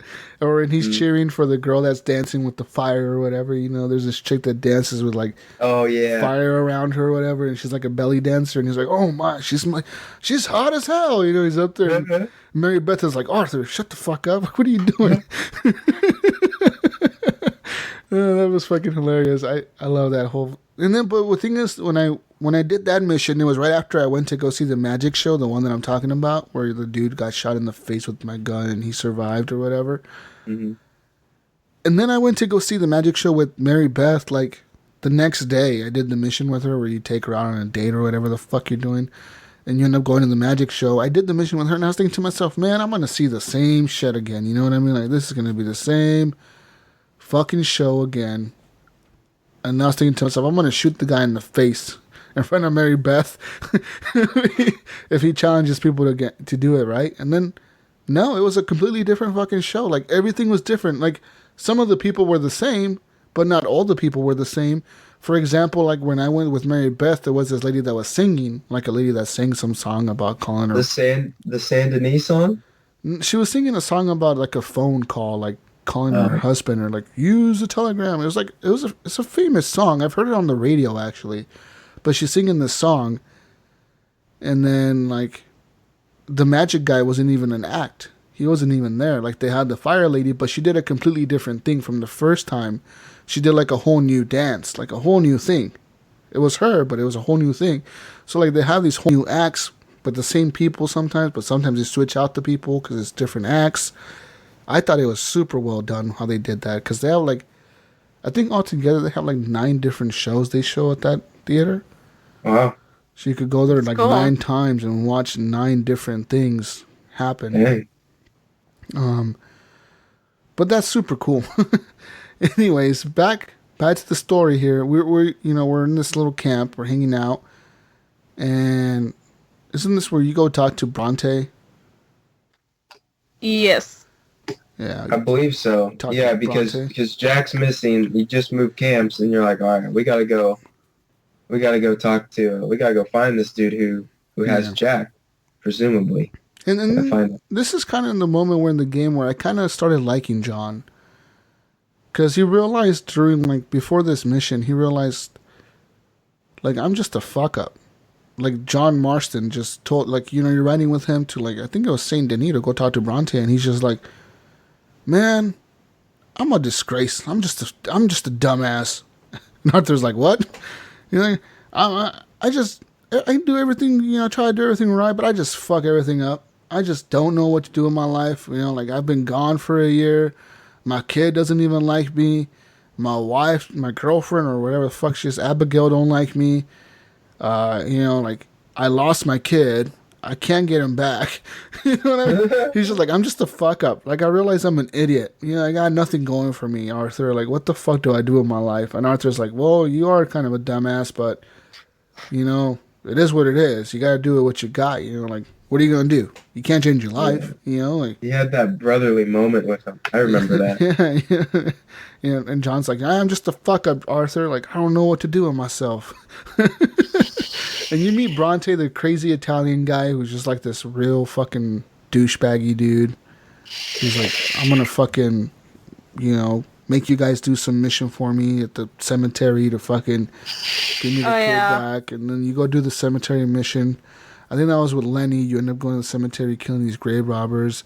And then you end up escaping from the police. Another stealth mission where you actually have to go through the fog, use the elements around you to escape from the police without being detected, which that was pretty cool, I thought. Because you're in the cemetery, it's very crammed. There's lots of guards. That was super fucking cool. What did you think about it? Yeah. I liked it. Yeah. It was a little challenging because you're like, where do I go? There's so many graves. Ah. Yeah, so many things to do there. But it was super cool. And you escape and you get back to camp. And I thought to myself, all right, I just did this whole fucking thing. This dude's not going to give Jack up. I'm going to have to shoot him in the face and then take Jack. That's when I was thinking this the whole time going back to the fucking house. I'm like, dude's not going to give him up. I'm going to have to shoot him, and I'm going to have to shoot everybody in the house, and I'm going to have to shoot all the cops that come to the house. I'm ready for a shootout right now. And the dude's just like, nope, here's Jack. Here you go. Take him home with you. And then what I thought was hilarious was when little Jack is with you, and he's just like, oh, yeah. Papa Bronte gave me food. Papa Bronte gave me this He's thing. like, Papa Bronte gave me spaghetti. Yeah. And he got spaghetti. It's amazing. And he also gave me 2 pairs of slippers, one for day and one for night. Yeah. And John's like, quit calling him Papa Bronte. And he's like, don't be saying that stuff. Don't be talking like that, boy. And the first thing, when Abigail first sees him again, he's like, Mama, have you tried spaghetti? Yeah. Because he's like, you guys try spaghetti? And Arthur and John are like, what the fuck spaghetti? What is that? What are you talking about? What the hell is it? He's like, it's an Italian food, these things that look like worms, but they're not worms. And they're covered in this sauce, tomato sauce, and it's really good, and you're like, what the fuck? What the fuck are you talking about, kid? All we eat is canned soup and fruit. Beans and shit, what the fuck are you talking about, boy? It was funny though how the little kid is just super excited. He was like, yeah, I had my own bedroom and all this, I had my own, chest full of toys and all this stuff, and at that moment I kind of felt bad for John because I'm thinking to myself, fuck, man, John must be thinking to himself, I'm just a piece of shit. I lost my kid, I can't provide for my family. We're living in these shitty ass camps. And this kid, had everything he could have ever wanted with this guy that doesn't even know him. That was the happiest that Jack is in the entire game is when he was with Bronte. And it's just so it hits you right in the feels, Yeah, because you realize, he's like, the best thing that's ever happened to me was getting kidnapped. Yeah. Yeah, that's fucked up, when you realize how bad of a life these guys are having where, this kid is growing up in this shit, and the best thing that's ever happened to him was that, he got kidnapped, and this dude treated him like a fucking king, like a prince. Gave him everything he wanted, a house, a bedroom, fucking shower, all this shit that he wanted, and you can't have it. Wasn't there a part where he's like, I took a bath? Yeah, I took a bath. Yeah, he's all excited, like about taking a bath. You're like, what the fuck? And he's talking about he got new clothes and he's dressed up like all fancy and shit. He has like a little suit on. Like, oh man, it's crazy, dude. It's crazy. And then after that, you start celebrating again because you got Jack back. You throw another party. And then and this party was hilarious because I was walking around camp, and Karen's all drunk. She's passing out or whatever. Javier is singing some song in Spanish or something. He's over there singing a song about Mexico. And then fucking, I go up to Lenny, right? He's like hanging out at the table or whatever where the drinks are. And he's looking at me. And then Arthur's looking at him. And Arthur's like, Lenny.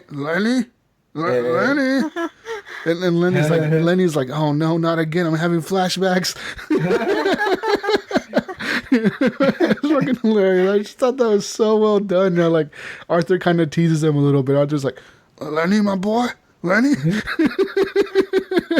Fucking Lenny's like, no, not again. Oh shit. Oh, that was so cool, man. But during this whole time, like all this crazy shit is happening in the game where, in Saint Denis, you meet Bronte, and then you meet the Indian people, right? Because you go to Bronte's party or whatever. That's where you meet the mayor. Yeah. You see the Indian guy who I think is Rainfalls. Mm-hmm. What are the guys' names? There's Rainfalls, and what's the other guy? Eagle Flies. Eagle Flies. Yeah.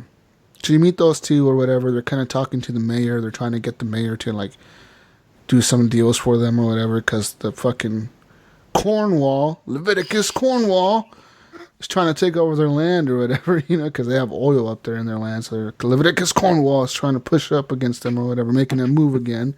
Right. And all this shit's going on. I thought that party was kind of weird, because, like, I'm already wearing a nice suit. Like, I had a nice suit most of the game. As soon as you rob that first bank or whatever, you have like $4,000 or $5,000. I had a really nice suit and these guys are like, all right, you need to go get yourself a nice suit and dress like a fucking human being, Arthur. And I'm like the best dressed guy here. What the fuck are you guys talking about? Like, what the hell's going on, guys? So they make you go buy like a new suit. You go with Hosea to buy a new suit. And at that point, my Arthur had like really shaggy hair. Like his hair was all long. His beard was all long. I ended up actually getting him clean shaven. And I got him like a nice fancy haircut. Like his hair was short again. He looked like a decent man.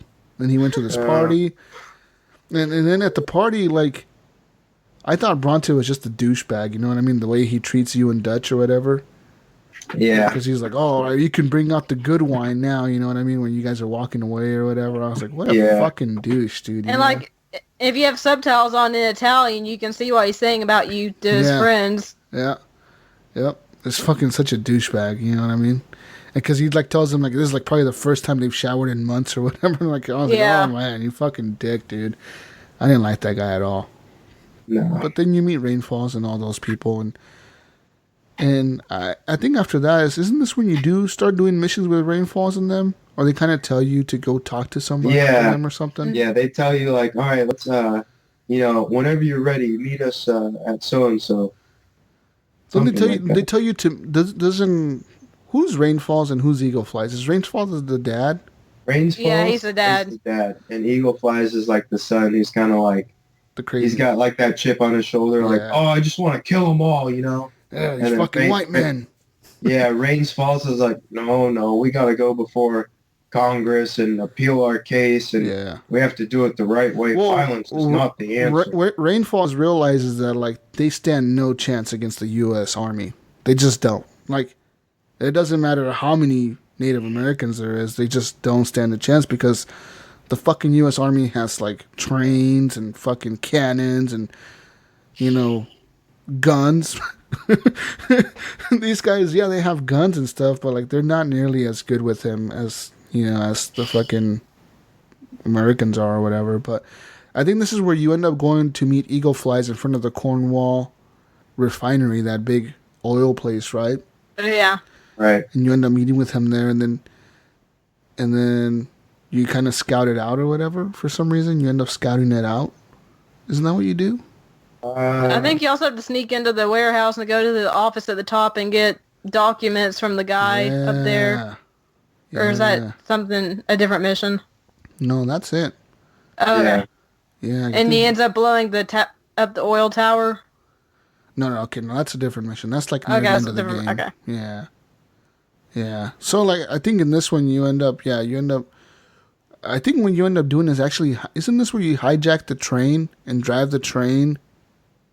That must be different. That must be near the end of the story.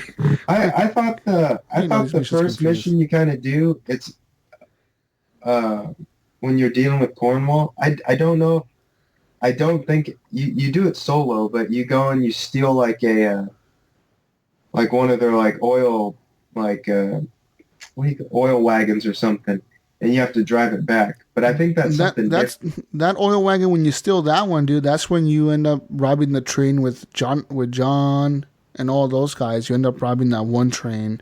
Right. Okay, so that's after you meet with the Eagle Flies and Rains Falls. I think so. Yeah, you end up robbing the train, which you use the oil wagon to light it on fire on the tracks to make the train stop, and then the train stops. Okay, that's right. And you're trying to steal something from the train, some kind of documents or some shit or something. But then the law shows up and crazy shit starts happening. But yeah, you meet all those people. You end up going back to camp. And a lot of more missions play out where they're kind of fuzzy in my head. I beat the game a month and a half ago now. And I don't know what else happens in Saint Denis, man. Like, what do you guys remember? Like, after Jack is returned, people are like, have you seen Kieran? Since Jack's return? Everyone's like, no. They're like, he'll probably show back up. You're right. And that's when, isn't it like after that, like you're doing some kind of mission where like you're in the front porch of the camp and you're talking to Sadie, and Sadie's kind of sitting there with her gun. She's cleaning her gun. And she's like, look, I'm Sadie, like this and that, like she's actually like, she doesn't have her hair down anymore. She put it up in a ponytail. She's wearing the cowboy hat. She's wearing the pants. Mm-hmm. And she's like, you don't treat me like one of these ladies around here. I'm a fucking, I could defend myself. I know how to use a gun. And I'm just like, whatever, lady. Like, calm the fuck down. And then, like, Kieran comes riding down the fucking driveway with, like, his head on his hands, on his lap. Yeah. And Miss Grimshaw screams and faints. Yeah, and then fucking, like, everybody's like, get all the women inside. Get all the women inside. And the fucking, like, the O'Driscolls, right? They showed up. Yeah. Mm-hmm. Yep. And they end up shooting at you guys, and the big shootout happens, and then at the end of that shootout, I think Dutch or Javier, they're like, where's Sadie? Like, where the fuck is Sadie? Because everybody in the house is freaking out. They don't know where Sadie is. And you end up having to go look for Sadie in the back of the house, and she's back there just fucking killing dudes. Just like fucking Ramboing it up. Like stabbing them in the neck and shit. Fucking kicking people and fucking wild. Yeah, that's where you kind of realize that Sadie's a badass and like all of her potential and stuff. Yeah. Because she's just back there just like stabbing dudes in the neck and shit, fucking shooting them and all kinds of shit. It's fucking wild, man. But yeah, fucking O'Driscolls. Goddamn O'Driscolls. Yeah, they end up doing that. And then I think, is this the mission where you try and go after Colm? Yeah, but what happens, I think, who sets up a meeting? Isn't it Bill and Micah? Yeah, I think it was Bill and Micah. Because Bill and Micah, to me, seem like they become kind of friends before Dutch and Micah become friends. I think Bill and Micah become kind of friends, and you kind of always see them together. And then all of a sudden, like, Bill and Micah have like this plan where we're gonna make peace with the Driscolls, with Colm or whatever. Yeah. And they tell you and Dutch and Bill and I think it was Micah to go and meet with Colm O'Driscoll at some kind of place in the desert where you're gonna have some kind of peace. You're gonna make peace. Dutch and Colm are gonna make peace, and they tell you like, all right, Arthur, you're gonna be our lookout. Like in case shit goes down, which is probably gonna go down, you're the lookout, dude. And what I thought was, that whole time, I was like, yeah, fuck yeah, I got the drop on this dude. I'm going to shoot him right in the face. You know what I mean? I was thinking to myself, I'm pulling the trigger as soon as Dutch pulls out his gun or something. And all of a sudden you hear someone sneak up behind you, and it's a fucking O'Driscoll, and he like hits you in the face with his gun, and he kidnaps you. Oh, yeah. That mission, yeah. Yeah, this was a fucked up mission because you're on the horse. Wake up. Yeah, you're on the back of a horse. You wake up and they're like riding away with you, and you're like, "What the fuck?" And you kind of look over and you realize you're on a horse, looking at the ground. You can actually break out of your rope during that scene if you wiggle enough or whatever. You can like you fall off the horse kind of, and you break off of your rope. And then you take off running down the road. Like I took off running, and the guys were like, "Oh, look, he's trying to get away," and they all kind of just turn around and like hog tie you again and fucking knock you out, you know. But yeah, you don't make it. You don't make it very far. You like try to run, but you're all fucked up, so you can't really run. And then you wake up upside down somewhere, right? Yeah, you wake up upside down in the fucking that house in the basement, and you're getting tortured. Like a little bunker. Yeah, you're getting tortured by like the Driscolls, right? They're just torturing you, like burning you and shit, and just fucking beating you. And Colm is beating you. They're all just beating you. Like, they just don't like you. They realize they got you, so they're like, whatever. And yeah, you end up escaping from there, which I thought was pretty all right. I mean, that mission was really short. Like, you end up just swinging around, the typical escape from a rope upside down. You swing, and then you end up burning yourself in the chest with the gunpowder. You pour the gunpowder. Yeah, you cauterize it. Like, they do all that shit, and then you grab the little throwing knives, and then you throw them. You kill like a few people on the way out, and then you just take off with your guns and your horses. Yeah. Yeah, I guess that one was okay. Yeah. I felt the same way. All I did was, what I did to get out of there was I rode my horse into the river, and I just kept going into the river towards my camp. And eventually the cutscene just played, where like they showed me riding back to camp. Because I was like, barely. I'm not going. Yeah, you're all weak and tired and stuff, and you're just like barely made it to camp, and you like pass out, and then I think you sleep for a day or something. Yeah, you fall off your horse or whatever, and then and everyone crowds around you, and they're like, "Get him to bed." Yeah, Dutch is like, "Oh, there he is," you know, and Miss O'Shea is like, get him something," you know, you fucking put you in the bed or whatever, and they heal you up. But what I want to know is what happened between all that. Do you guys know what happened between like Dutch and them? No, because I don't remember them ever mentioning like how Dutch and Micah and Bill got away. I don't remember it either. You figured if they took you out and you're the lookout, why would they keep them alive when the lookout is gone? You know what I mean? Yeah, that was supposed to. That's a good question. Because you figured if the sniper took me out as the lookout, couldn't the sniper have, or the dude that saw me sniping, couldn't he just picked up my gun and shot Dutch right there and there? Yeah, he could have. Or shot Bill or shot Micah in the head or whatever, and then the other dude could have taken out Dutch. Like, I don't... You know what I mean? Yeah. Because Dutch and them wouldn't have been expecting it. It just seems kind of weird. Like, I don't know what happened. It never really clears up there what happened between Dutch and them. Like, what kind of agreement they came to. Huh. I don't know. That's a really weird part of the story there that I don't understand. A poorly written fucking story right there, guys. We don't know what happened. Just hashtag uninstall. This is where you uninstall the game. No, after this, isn't it where Dutch and I think Dutch and Micah and all of them have a plan to rob the bank in Saint Denis? Yeah. Yeah. That's where you kind of see Dutch and Micah become friends, right? Yeah. Yeah. Mm-hmm. And then Dutch is kind of like, "Oh, Arthur, you know, you've always been my boy, but and then he starts like you start getting this like subpar treatment, even though you were like you barely made it there alive. Yeah. And then Dutch kind of like kicks you off to the side for like the rest of the game, like fucked up. Yeah, like pretty much like at that point I think this is where you see like the difference between normal Dutch and Dutch going really psychotic, because Dutch at this point, he wants to rob the bank in the middle of the fucking day, and Hosea's like, "No, dude, like, we shouldn't rob this fucking bank. What the fuck's gonna happen if we rob this bank? You know people are gonna show up. Like, we're fucked." And Dutch is like, no, we'll be fucking fast. We're gonna do this. It'll be quiet. We'll be quiet. We got a plan.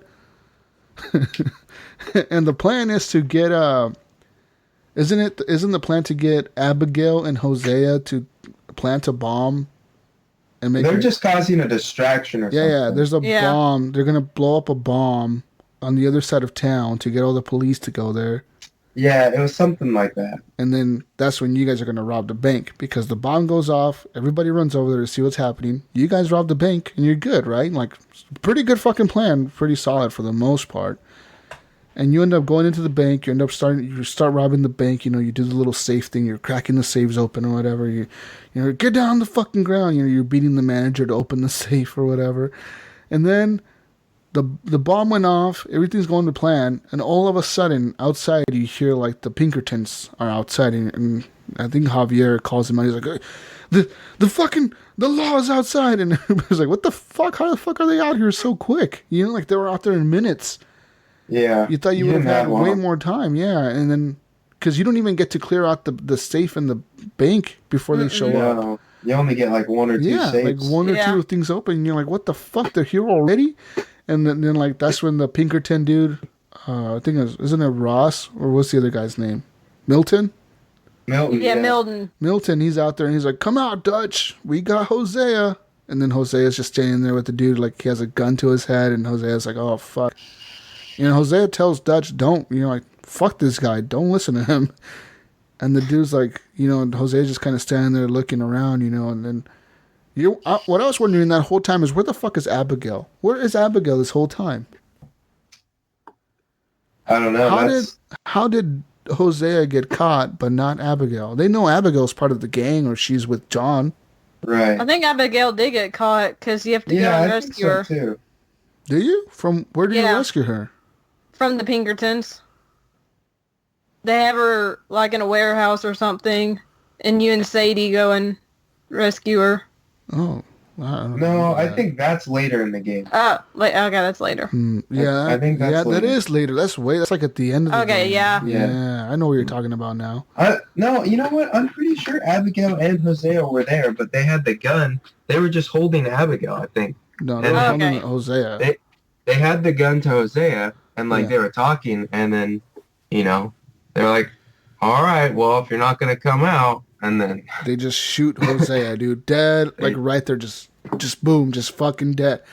When they shot Hosea, dude, that's when I was like, there goes the gang, dude. Like, Hosea kept everyone together. Like, I felt like Dutch was the leader, but everyone listened to Hosea, you know what I mean? Yeah. And as soon as Hosea died, as soon as I saw him, like, go down and die, I was like, fuck. Hosea was like the voice of reason. He was the one that told Dutch, like, calm your shit, dude. You know, like, have a plan, man. Don't just go crazy. Yeah. And isn't this when you have to go up on the rooftops and run? Yep. Yeah. You end up running. And then Lenny dies. Yeah, and then that's really sad because, you know, like, you're running you and Lenny are the first ones out, and you're running through the rooftops, and Lenny's like, come on, Arthur, and you're running, and as Lenny gets a little bit ahead of you, and the door, somebody kicks the door open, and they kind of knock Lenny over. And you just see Lenny get fucking shot, like, point blank. Like, they just fucking execute him right there. You're like, oh, shit. And, like, what I thought was kind of interesting was, like, how everybody kind of runs by him. Like, Javier, Dutch, Micah, they all kind of just run past him. But Arthur kind of runs, and he kind of stops and takes, like, a knee real quick. Mm-hmm. Kind of, like, thinking, like, maybe he's still alive. You know, maybe I could just take him with me and, you know, survive. But, like, it's like, no, this motherfucker's dead. But it's just sad, man, because I was like, no, not Lenny. First Hosea and then Lenny. Oh, man, I felt bad. Oh, that was a fucked up mission, dude. And then you end up, like, running through town, and you get away. But was this the mission? You get away, right? And then, or is this? I don't know if this is before or after this, but I know you do a mission where Bronte gives you a tip to go rob the trolley station. Yeah, the trolley station, the trolley mission. Yeah. Is this before or after that? I think that's after, because after the trolley is when you take off, right? Yeah. Yeah. So then after this mission, you end up doing more missions or whatever, and then you go talk to Bronte, and Bronte has a mission for you, or a big score for Dutch to get to Tahiti. Because Dutch needs the gold or the money to get to Tahiti or whatever to grow some mangoes. That's what he says. And everyone's like, "Where's Tahiti at? I don't know. Somewhere near Cuba. We don't know. We're going to Tahiti, boys, or Australia." It's funny how he says like two spots that are like completely apart from each other on the map. Yeah. We're gonna go to Tahiti, or we're going to Australia. It's like, really, Dutch? You think we're gonna make it all the way to fucking Australia? Dude, we're probably gonna And how die. are they gonna know when they get there that's Tahiti or Australia? But anyways, Bronte gives you a mission, and he's like, "All right, I need you to go rob this trolley station. I know the safe has tons of money, so much money. You're gonna have enough money to get anywhere: Tahiti, Australia, Mexico, anywhere you want to go. You can go with this money because there's so much of it in there. And I know that every Sunday or whatever, that's when they have the most money in there. So like, you and Dutch and Micah and all of them get together, and you go down to the trolley station. You end up kicking the doors in. You end up holding up the clerk, and Dutch is kind of like rushing you, right? He's like, come on, Arthur, open up the safe, because it's the middle of the fucking day. Yeah. And you're in the middle of town, so everybody's watching you do this. And then you open the fucking safe, and you quickly realize, like, dude, there's like $2 in here. What the fuck, Dutch? And Dutch is like, what? No way. Like, there should be way more in there. You sure you opened the right one? And Arthur's like, yeah, dude, this is the only safe in here. What the fuck are you talking about? There's no money in this fucking thing. And that's when, like, all the police just show up, dude. Like, tons of them show up. Yeah. And they start chasing you through town. And you end up getting on the little train, right? Yeah, the trolley. Yeah. Yep. And you ride the train to town. You can't control it, right? Yeah, oh, shit. You break the handle off. Arthur's like, oh, we can't stop, Dutch. The train crashes or whatever. You end up running to the boats, right? You end up running towards the docks. Yep. And then that's where you end up on a boat, actually. You and Dutch and all of them end up on a boat. But before all this, you did tons of missions in St. Denis. You did the one where you go gambling. Oh, and yeah, you rob the boat or whatever with Trey Lonnie. Trey Lonnie helps you rob the boat or whatever. That's where you have to dress up really nice too. You have to like have a nice suit, your haircut. That was the only time I shaved in the game. Yeah, you got to be like really nice dressed or whatever. And like, oh, come in, sir. And then that was really dumb how they. I thought they should have done that better. Where the poker, were like. They should have done it where like you almost get caught or whatever. You almost get caught cheating or whatever. Like, yeah, it's really easy to just pass. It doesn't really. It's not hard. You just do you literally play like the first time you just fold, the second time you go in and you get the other dudes out because they fold, and then the last time you just go all in and you win. That's it. 3 hands. That's all you play. Yeah. Well, I guess that was kind of easy. I mean, and then there was no like, there wasn't any times where, or was there a time where you couldn't see Strauss? No, not really. No, it's Trey Lonnie. No, there's no times. No, there's no times where you can't see him. Like you see him the whole time. Yeah, I was expecting like something where like like a waiter was gonna go and stand in front of him, and you got a hand and you don't know what the fuck to do or whatever. Yeah. Like, okay, maybe that's what I was thinking too. I know one of the achievements or like one of the like mission objectives you could do is not take any hints from Trelawney when you're playing poker to get like the gold on the mission. But how do you not do that? It's really hard to not look at him. He's like sitting right there. No, I think you can kind of like look over at him or something. Maybe. Yeah. Anyways, yeah, that was kind of easy, the poker part. Then you rob the boat, right? you kill the dude on the top. You're in the boat. And then you take off. But then you do rob the trolley. You take off on the boat to Tahiti. Because that's where Dutch tells you you're going. We're going to Tahiti, Arthur. What about the rest of them? And Arthur's like, what the fuck, you dude? What the fuck? What about all the people back at camp? What the fuck are you talking about? And Dutch is like, don't worry. Storm. Yeah. And they crash on Guarma. Yeah, that storm part was crazy where like you're in the boat and you get trapped behind the fucking crates and oh fuck, is Arthur gonna die here? But no, you end up in Guarma or whatever and I was like, holy shit, dude, when that happened, I was like, where am I? Arthur's all beat up, he can't walk, he can barely stand, and You have to like walk to the beach, like a really long time, walk along the beach. Yeah. And then you find Dutch and them hanging out. And you get taken prisoner by the Guarma military or police or whatever the fuck they are. Yeah, the militia that's there. Yeah. After that, you end up escaping. Javier gets left behind because he gets shot in the leg. I mean, I don't think you ever see Javier ever again. That's Javier's end of the story for him. Because you have to leave him behind. Yeah, because Javier you're carrying him when you're in the chains. Yeah, because you're carrying him when you're in the chains. He ends up getting shot in the leg, and he's like, just run. I'll be fine. Just go, guys. You know what I mean? And you guys end up taking off.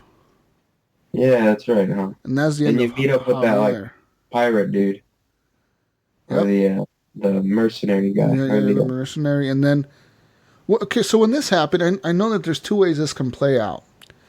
So you can go to that little, when you're, you have to, escape Guarma or whatever, you have like these little stranger missions or whatever, like the little question marks. Did you guys go to the question mark that was right next to the camp, or did you go to the other one? I did the question mark that's right next to the camp. I did too. I can't remember which one I did. Because if you go to that one, you get shot in the neck with the little arrow or whatever that poisons you, that makes you knock out. But if you go to the other one, a whole different story plays out. You never see that part of the story where you end up getting knocked down and tortured or whatever. You never see that. That never happens to you. You end up going to like a whole nother mission. Wow. A whole nother line. And I never knew that. Because I didn't know that until like I heard somebody talk about it on a podcast or something where like they were speaking about that mission and they were saying like, yeah, I did this side, and they're like, what? That didn't happen to me. This is what happened to me. And then they kind of realized like, oh, it's because you went to that question mark and not the other one that was right there. Oh. Yeah. Interesting. During that whole time, you end up trying to escape from Guarma because this weird dude has the control over Guarma or whatever. He has like all the control there. And what ends up happening is, fucking, isn't it there where you end up shooting like the big cannons and all that stuff? You shoot cannons at the boats or whatever. Mm-hmm. Yeah, and then you end up getting like in a Mexican standoff. Yeah. That was fucking cool. Because you're like, oh man, do I pull the trigger? Do I not pull the trigger? Do I kick the gun over? What do I do? I ended up kicking the gun over. That's what I did. Yeah. I think I pulled the trigger. Damn. Yeah, I think I pulled the trigger too. You're fucking crazy. I just kicked the gun over and the dude shot the dude in the chest, and then that was it. We were good. But yeah, after all that happens, at some point, the Bronte mission comes up again where you and Dutch and everybody have to kill Bronte. And I think this was actually, that was actually before Guarma, right? Or was it after Guarma? I think it was after Guarma. Yeah, I think it was after Guarma. Because after that mission, after you come back from Guarma, I think you do that mission where you try and get back at you try and get back at Bronte, and then as soon as you do that and you get back to your camp, then you move camps because the Pinkertons show up at your. They're like, as soon as you come back from Guarma, the Pinkertons show up, and then you have to move camps, right? Well, yeah, because you get back from Guarma, you go to your old camp, the one that was up north, and you realize they left you a note, right? Right. Mm-hmm. It was like a little hidden message in there. Yeah, like, oh, dear uncle, we moved to the swamps or whatever because of whatever, like. So then you end up going to the swamps. That's where you find your camp. And isn't that where Dutch gets the plan to kill Bronte?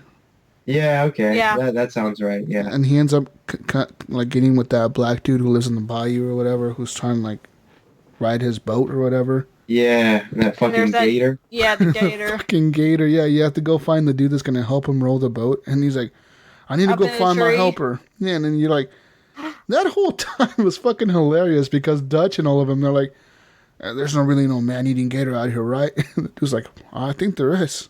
Mm-hmm. And then like, They're like, all right, we got to split up. And Dutch is like, all right, I'll go with you. Arthur, you go over there. And I was like, what? What the fuck you mean I go by myself, dude? Mm-hmm. You know what I mean? Yeah, I thought totally I was going to get eaten by a fucking gator walking by myself to that swamp. But that gator is huge, dude. I don't think you can kill it in that mission. No. I shot it a bunch and it didn't die, so. Yeah, because you only have your, I think you only have your, revolver. Yeah. Your pistol. You know, and then, yeah, because I for sure did a full load onto him, and he was still like, kind of swam away, but big gator, big white gator. But yeah, you get your boat, and then you go to Bronte's house with the boat. You end up fighting with Bronte and killing him, or you kidnap him, right? That's what you do. You kidnap him, yeah. Yeah. Yeah, you kidnap him, and then when you kidnap him, Dutch goes fucking crazy out of nowhere. Dutch loses his shit, and Dutch drowns him, right? Yeah. Yep. And that's when you realize, like, Dutch is just fucking crazy. This motherfucker he lost no his chill. mark. This guy has no chill. He's just trying to kill people. He cares about nothing anymore. It's just about Dutch now. Like, fuck the plans, fuck anything. We're killing everyone. Yeah, he kills him, feeds him to the gators, and then what happens in the swamps after that? Not much, right? You're not in the swamps for too long. Yeah, you're there for like a couple missions, if that. Yeah, I think you just take care of a couple things, and then you get out of there fairly quick. Yeah, and then the Pinkertons show up, and then you have a huge shootout with them, right? Right. Because they just show up and they just start shooting. They don't care. They just they don't even give you a warning. They just unload in your fucking camp. Yeah, they come with that like Gatling gun, right? Yeah, that big ass Gatling gun. You're just fucking shooting everything, and then you're like fucking freaking out, and yeah, then I end up jumping on the Gatling gun and shooting back at them or whatever. Yeah. Yeah, I did too. Yeah. And then after this, I think this is when you realize Arthur's sick. Yeah, you're riding through Saint Denis and he just falls off his horse. Right. Before you leave the swamp, do you go and save John? No, that's after he gets sick. I think that's after he gets sick. Yeah. Oh, okay. Because John was caught after the Saint Denis bank robbery. Right, and he's kind of like, and then everybody's kind of like, John's still in prison. We gotta go get him. Like, all right, we'll get him. Don't worry. Yeah, and Dutch is like, I got a plan. I got a plan. And then that's when, like you go, I don't remember when you do this though. I think you were still in the swamp. No. When you pick him up, you're in the camp up north, where the Skinner brothers, not the Skinner brothers, the other one, the crazy people in the north. When you take out their camp and you take over the cave or whatever. Oh, that's right. Yeah, that's when you get John, because Dutch gets pissed off at you. But before that is when you're riding to Saint Denis, and all of a sudden the screen starts fading, and Arthur falls off his fucking horse, and you're like, what the fuck's going on? And some dude kind of looks at you and he's like, you all right, mister? He's like, okay. I'll get you to the doctor. And then he ends up dragging you to the doctor, and the doctor's like, well, you got TB, my friend. And then he's like, what's that? Yeah, tuberculosis. And Arthur's like, what? Do what now? And then he tells you pretty much you're going to die. You don't have much longer. Yeah, you're pretty much, you're dead. Like, yeah. That's what he tells you. You're a dead man walking, dude. Then he gives you like a shot of adrenaline, and he's like, okay, go. Yep. You're just walking through the streets, and like they're bare, and you see like a deer run through the streets because you're hallucinating. Yeah. And I think you see different things based on your karma at that point. Oh, okay. If you have negative karma at that point, you see a wolf instead of the deer. Oh, interesting. Yeah. If you have positive karma, you see a deer. So you see different types of animals or whatever running through those streets. And yeah, that's when you kind of start reminiscing on everything, right? You start thinking about the past, all the decisions you make, different things people told you, the things you've said, things you've done. And not even things you've done with, like, the main story. It's things you've done with the side quests. Like, things you've said to people on the side of the road. Things you've done here and there. Arthur starts having these flashbacks or whatever, and he starts thinking about life because he's going to die. And so that happens. And then, Right. And then, yeah, you end up finding that Sadie was kind of like the leader of the group, and you're back at camp at the swamps. She kind of tells you, like, look, man, I've been running this fucking thing here, you know, like, you guys fucking left us. John is in jail. Abigail was gone. Fucking everyone's gone. Like, what the fuck? You guys just left us. There was nothing to do. We don't know what the fuck to do. We're pissed off at you guys, you fucking dicks. You guys were going to leave without us. Because that was the plan. Dutch and them were going to escape without the rest of the gang. That's right. Mm-hmm. So, like, they were kind of pissed off at them, but whatever. Arthur's like, look, man, you know, like, I don't know what happened. You know, shit went wrong back there. You know, Bronte set us up. And all that happens, and you end up moving to the fucking north. You end up killing those dudes or whatever in that cave. And you find that one chick in the cave that's been abused by them or whatever. Right. Yeah. Right. She's freaking out because you're trying to get the cage open. And she's like, no, don't hurt me, don't hurt me. And everybody's like, look, lady, we're not going to fucking hurt you. We're going to just help you. Yeah, she's like, no, fuck you guys. You know, I don't trust you or whatever. And then, yeah. So you end up setting up camp there. And that's when you do more missions in the north. And, you know, you're just up there kind of doing different missions. And you do more missions with the Native Americans, the Indian dudes, Rainfalls and Eagle Flies. And Right. you end up doing all that stuff with them. Yeah, that's crazy, man. That whole story, there's fucking so many things in this game that happen. Yeah. It's hard to remember them all. Yeah. So many Well, things. it's tough too because a lot of it, like, you know, a lot of the non-story missions, it's like they kind of get specific to like what you do and stuff. So everybody kind of has their own story. Interesting. Yeah, definitely. I mean, yeah, I had lots of things happen. So anyways, we did missions in the north. And this is where... You go get John? Yeah, you end up going to get John in the hot air balloon.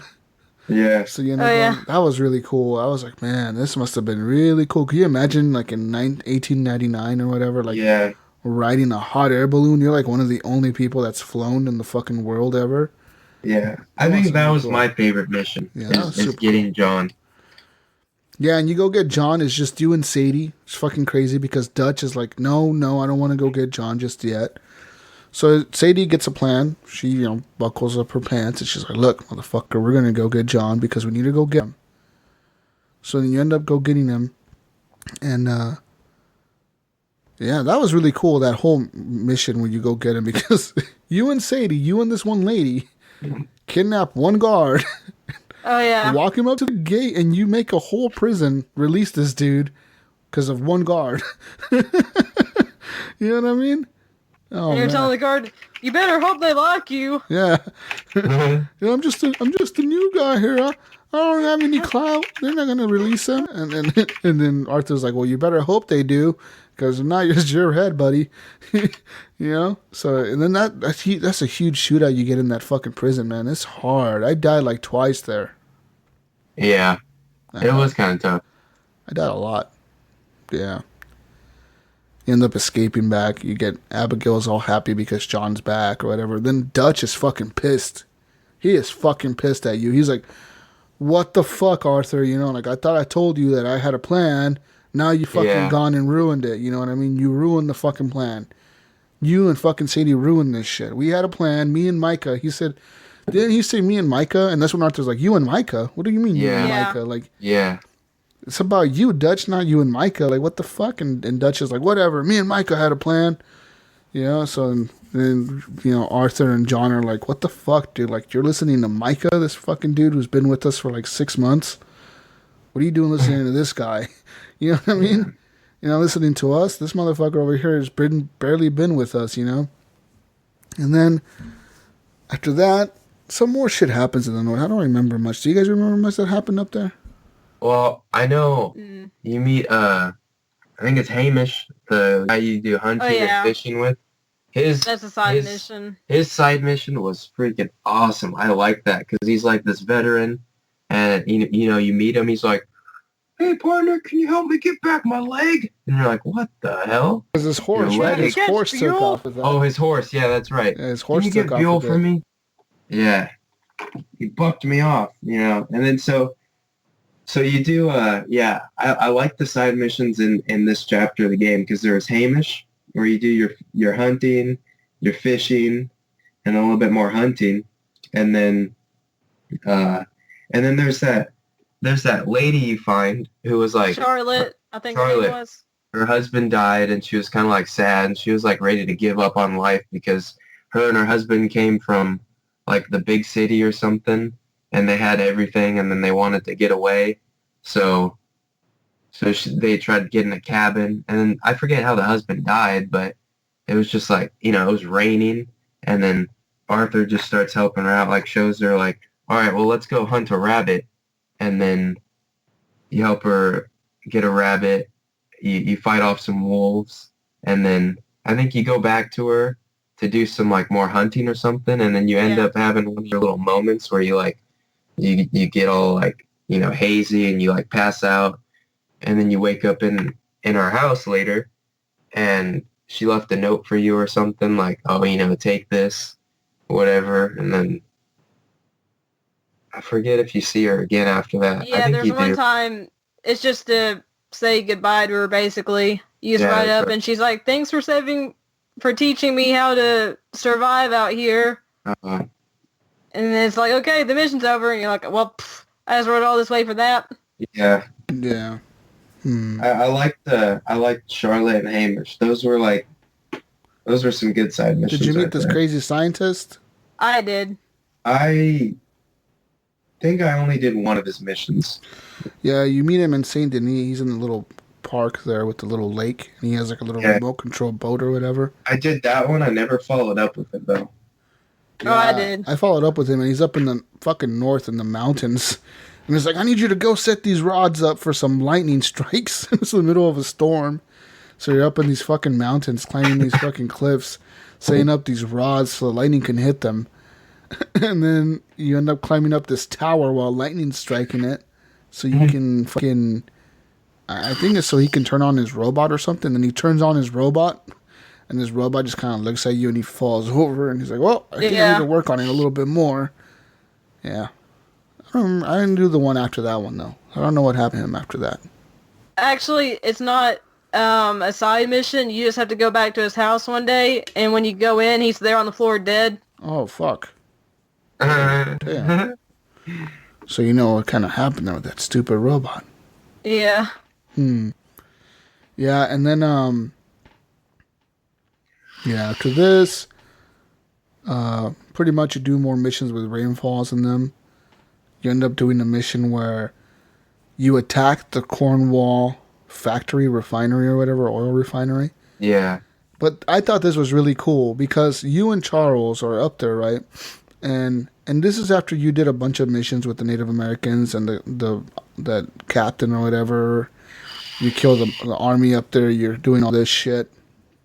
And then you end up going to attack the Cornwall fucking refinery, and fucking the Native Americans are there, tons of them, probably like 20 of them or whatever, right? Because Rainfall showed up to camp and he's telling you, look, you need to talk to Eagle Flies. He's not fucking listening to me, Arthur. You need to talk to him because he'll listen to you. He respects you. He's going to listen to you if you talk to him. Talk some sense into him. He's going to go attack the fucking refinery. And you're like, oh, fuck, I guess. And then as soon as that happens, fucking Eagle Fly shows up with, I think it's with Micah. He shows up with Micah, and Micah has him all riled up, right? He's like, we're going to go attack this fucking refinery. Who's with me? And Micah's like, I'm with you. And Sadie's like, what the fuck? And everybody's like, what the hell's going on here? And then fucking, what happens is fucking...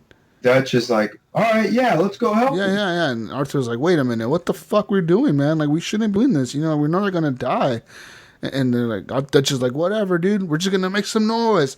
We're going to make some noise. He loves making noise because he says you need to make noise because it's going to distract them. Distract everybody. He's like, police will be so focused on the Native Americans, we'll be able to slip away and one more score and we're out of here. Yeah, Tahiti, boys.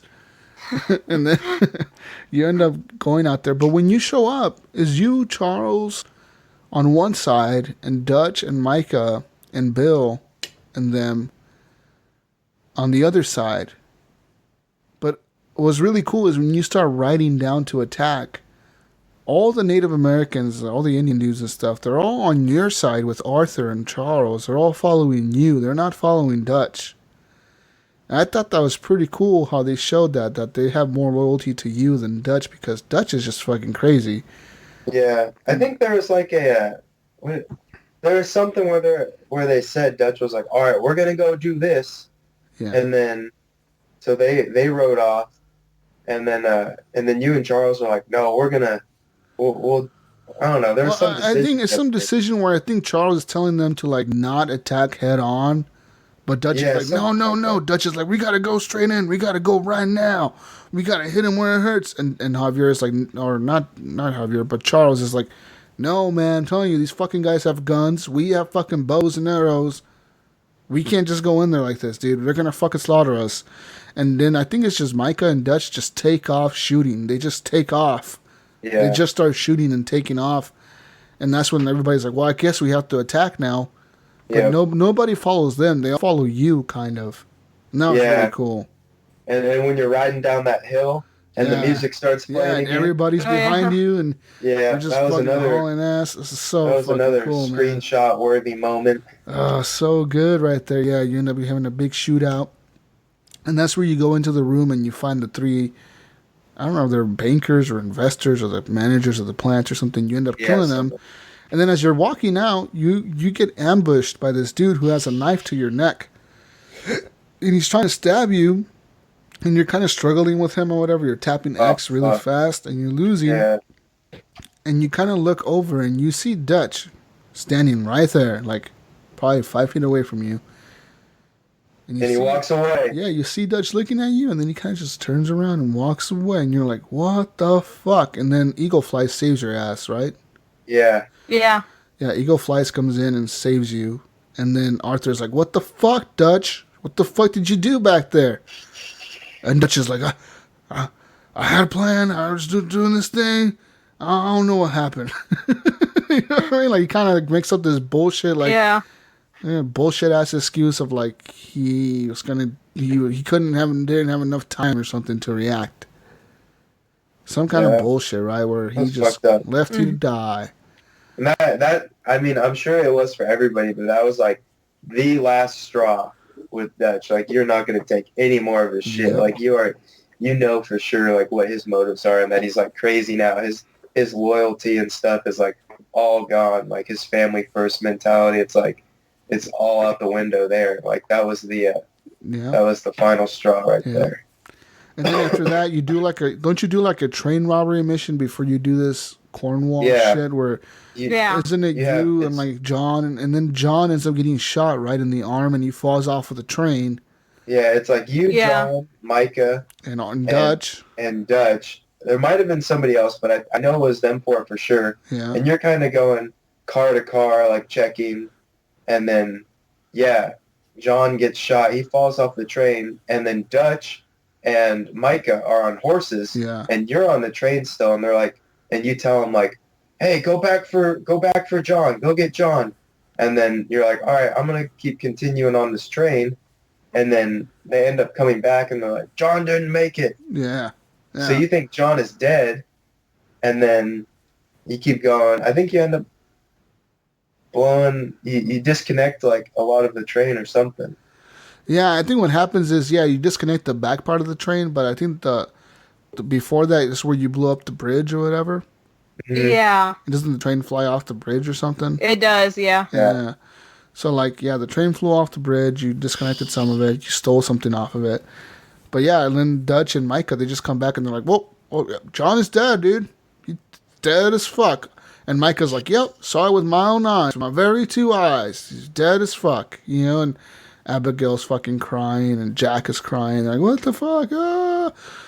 And you realize John isn't dead. And when does that happen?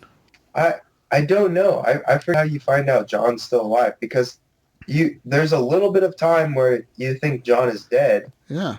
And you're confused because John is in the second game. You're like, all right, I know he's not dead, but what happened? You're like, what the hell just happened? Like, how did he's got to be alive somewhere. And then I want to say you partner up with Sadie and you go and do something to find him, but I don't know. It's a little fuzzy. Yeah, it's fuzzy for me too. Yeah.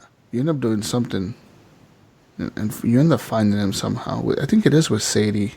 Or does he just walk back into camp? I don't remember. It might just be that. I don't honestly remember that part, to be honest. I think he walks into camp and starts yelling at Dutch, saying, "You left me for dead." That's right. Yeah. That sounds right. That John comes back into camp and he's that's the end of the game. Yeah, that's the last. Before mission. That. Isn't that before that when you get back from doing some shit? I think it's from the train mission. You find out Jack and Abigail are gone, right? Everybody in the camp is gone. Yeah. Everybody's just fucking gone. You're like, what the fuck happened to everybody? Yeah. Because the Pinkertons showed up and they did something with everybody or something. And then Tilly comes out of like the bushes or something with Jack. And she's like, look, I got Jack and I hid him with me. And they took Abigail. And then you and Bill, I think it's just you and Bill, go and get Abigail back from the city or whatever. Yeah, you're supposed to cover...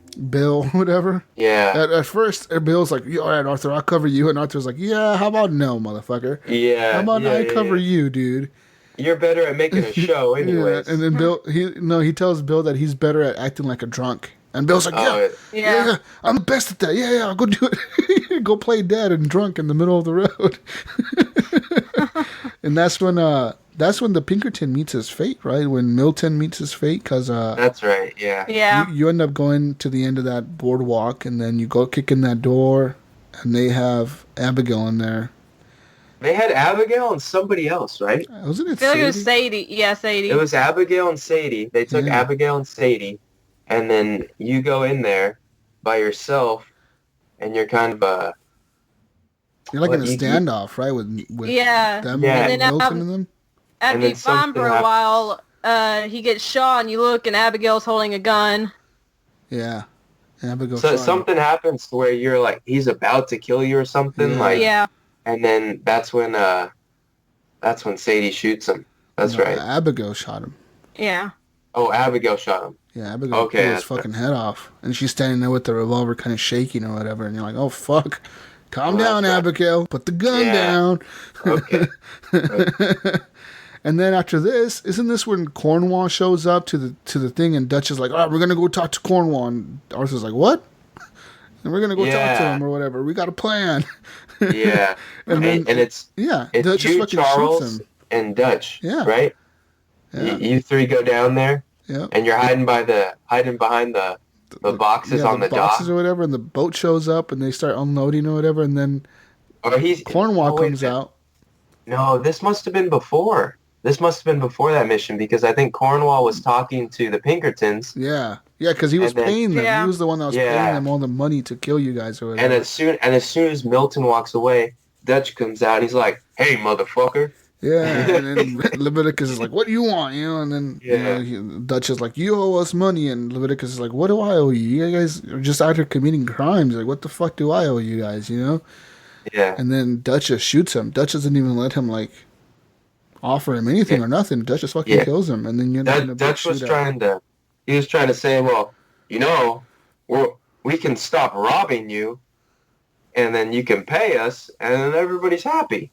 And then he's like, well, that doesn't make sense. I'm not going to do that. And Dutch is like, all right, bam, shoots him right there, and then you have another shootout. Yeah, that's fucking crazy, man. And then near the end of that, after all this happens, Eric Strauss gives you a few missions to go collect some debts. And then that's when you go and you collect these debts or whatever. But this time when you do this, you have an option to just forgive people for their debts. Mm-hmm. Whatever, your debt's forgiven. Whatever, dude. You're fine. I don't give a shit. Go home. Do whatever you want to do. Yeah. You can actually give the people some money. The first lady I showed up to, she was in that town, that mining town or whatever. Yeah. She was like, my husband works in the mines, or whatever, and then you go down there and you realize the husband is dead or something, so back to her, and then you see, like, her kid has, like, no shoes on and shit, and she's like, look, like, I don't even have fucking shoes for my kid, like, we don't have nothing to give you, you guys are pieces of shits. And Arthur's like, look, lady, here's some money, you know, take this money, get away from here, just run as much as you can. We'll say you paid off the debt. I'll say you paid it off, and we won't come after you ever again. Mm-hmm. And then she thanks you a whole bunch, and then you go meet some other dude, some other person. You could do the same thing, too, like, just tell him, like, the debt's absolved or whatever. Yeah. Whatever, like, you don't owe us anything anymore. You're cool. And that's when you get back to camp. Wait, was that the dude with the Indian wife? Yeah, yes. the captain of the military, or whatever. He defected or whatever. Yeah, he was a defector, and then his wife or whatever was like this Indian lady or whatever. She was pregnant. That's right. And that's why he left the army, because obviously they're fighting against Native Americans. Why would you get a Native American pregnant? So that shit fucking. I felt bad for that dude because his wagon caught on fire during the shootout. Yeah. I was like, fuck, this is horrible. All your shit's gone, dude. Here's some money. Take it and leave. And then Strauss, you go back to camp and Strauss is sitting there. And then Arthur kind of gets pissed off, goes up to Strauss, and he starts packing his shit, and everybody's looking at Arthur like, what the fuck's Arthur doing? And Arthur's just grabbing like this bag and throwing shit in it. And he like throws it at Strauss. He's like, get the fuck out of here. And Strauss is like, what? Well, what's going on, Mr. Morgan? And Morgan's like, get the fuck out of here, you know, like, I don't want to see your fucking face around here again. I'm tired of your shit. All you do is make us, you know, go beat people and go kill people for what? For money? Like, what's the good in that? You know what I mean? Like, you fucking piece of shit. You prey on people, you know? Mm-hmm. And then kind of like nobody objects to it, you know, like, they just kind of like let Strauss go. Yeah. Yeah. And I wonder... Yeah, like, it's kind of crazy, like, how that happened, you know, he just leaves, and so Strauss is gone, your gang is falling apart, and I think this is when Miss O'Shea shows up, right? Oh, yeah, she's, like, drunk or something. She's drunk. And she's like, I told them everything. Yeah, I told them. Oh, it's not Miss O'Shea, I think it's Karen, or maybe a Miss O'Shea. It's Miss O'Shea. She shows up, and she's like, fuck you, Dutch, you piece of shit, I told the Pinkertons. Because that's Dutch's girl, right? Yeah. Yeah, she's like, I told the Pinkertons where the fuck you guys were. I'm the one who snitched. I'm the one who told them about the bank in Saint Denis, all this shit. And then that's when she ends up getting shot by another person, right? Isn't it Miss Grimshaw that shoots her? Yeah, Miss Grimshaw shoots her with the shotgun right in the belly. Yeah. Yeah. Like, she knew the rules. She knew the rules. That's right. Loyalty. Yeah. And then after that, all shit falls apart, dude. I mean... You know, you end up fighting the Cornwall or whatever, the refinery with the Native Americans, and then, you know, how does the Indian dude died? No, yeah. Eagle Flies? Yeah. He got shot. He got shot during your, I think when you stormed the Cornwall thing, no? I believe so. I think because he saved you, right? But I think he was. You. Yeah. I think he got shot or something. And you have to take him back to Rains Falls so he can be with his dad while he dies. Oh yeah. He took him back and like he puts him down in the tent or whatever, and they have those like final words there. Yeah. That's crazy. Yeah, he's dead. It's pretty much you realize like everything you've done in the game, you just left the path of destruction. Yeah. Everywhere you've gone, every camp you went to, every time you've done something, it's just destruction and hell and craziness. Then the end of the game comes. The last mission. Yeah. And what happens here in the last mission with Dutch? So the last mission is like, I think it's right after you get. So I think that the timeline goes like, I don't know if it was you and Bill that went in to meet with the Pinkertons. I think it was you and Sadie to go and rescue Abigail. Yeah, that was the case. So you and Sadie go in, and you're hyping for Sadie on that like water tower or something, or that lighthouse, and you're doing some sniping, and then you see her go into the you see her go into that warehouse where the Pinkertons were. So you make your way over there, and that's where Abigail was tied up. And then Milton has Sadie, I think, and then he's like threatening, like, all right, well, he's got the gun to Sadie's head or whatever. But somehow Abigail gets free, and then she shoots Milton. So I think after that, once everybody's safe right there, you tell Abigail and Sadie to, like, all right, get out of here. I'm going to go, confront Dutch and, like, tell him that it was Micah all along that was the rat. So when you go back to camp, you start getting at it with Dutch, like, it was Micah the whole time. And that's when John comes in, and he's like, Dutch, you left me or whatever. That's when John comes back into play. Yeah, you're right. You're fucking right. Yep. And then that's when you and John have to, like, or who comes? Like, a big group of people comes. Pinkertons.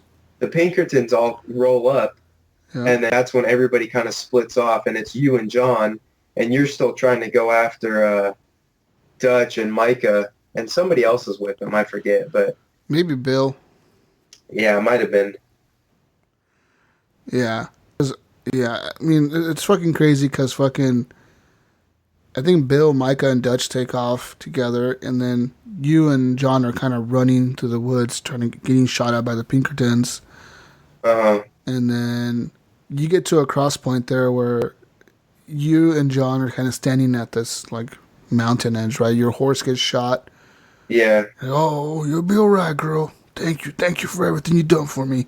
You kind of look at your horse. Like, you think your horse. Yeah. Horse is dead as fuck. So sad. And then you look at John, and you give John your shit. You give him, like, your fucking bag. You give him your hat. Uh-huh.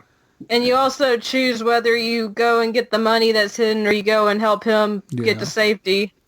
At that point, I just helped him because I was like, what's the point of me getting the money? I'm fucking dead anyways. Yeah. You know what I mean? Yeah. Like, I got tuberculosis, I'm dying, and if I get the money, even if I get it, what am I going to do with it? Give it to John if I could find him? Like, there's no point. I just helped him. I did too. Yeah, I want to know what happens if you go back for the money. I actually watched on YouTube what happens, and if you go for the money, Micah finds you, and it's just another knife fight in a different location. Oh, okay. Huh. Interesting. Yeah, end up making it to the top of the mountain. Big shootout is happening. You tell John to get the fuck out of there and just run. You tell him to get away and to not... You tell him to never look back, right? That's what you tell him, like, never look back. Yeah. Never look back. Just keep moving forward. Don't look back at this shit. Don't come back for us. Just go. Mm-hmm. And John takes off, and then Micah finds you, and you and Micah get into a big fucking fight, right? You're just fighting each other, and then Micah drops a gun, and you're crawling towards the gun, and as soon as you're about to grab the gun, you see a footstep on it. Dutch! Yep. Dutch steps on the gun, and I was like, you fucking piece of shit. I was so mad at Dutch at that point, dude. I'm like, you fucking piece of shit, motherfucker, And then Dutch kind of like stood there for a second, and then in my playthrough, pretty much what happened was Arthur just kind of told Dutch, like, look, Dutch, look what the fuck you did, man. Like, we fell apart because of you, man. Like, it's your fault. All the shit you did, all the mayhem you've made, all these fucking plans, they were all bullshit, Like, you were full of shit, and we believed you the whole fucking time, and you've been losing your shit ever since Blackwater, and it's just bad. So then fucking Dutch kind of gives a little speech or whatever, and then Micah's like, what? Help me, Dutch. And then Dutch is like, whatever, Micah. He kind of just walks away. And fucking you and Micah fight it out a little bit more. And you don't killing Micah, right? Micah ends up killing him. Yeah. Well, what happens to him? How does he beat you? Well, no, I think you kind of get it. Because at least in my ending, he doesn't kill me. No. But, I don't remember if he gets away or not. Yeah, Micah gets away. He does and then get away. Arthur just dies. Arthur kind of, at least for mine, he kind of just like rests his head down on a rock, looks off at the sunset, looks off at the sunset, and then he dies. Yep, that's what happened to me too. I think there's a couple different endings you could have there. Yeah, I think one of them Dutch shoots you, and one of them, I think another one Micah shoots you, and I think, there's different ones you can have there, or he stabs you or some shit. It's just different things that happen. It depends on your karma, whether you were good or bad. If you get if you're like on the lower end, you either get stabbed by Micah or Dutch kills you.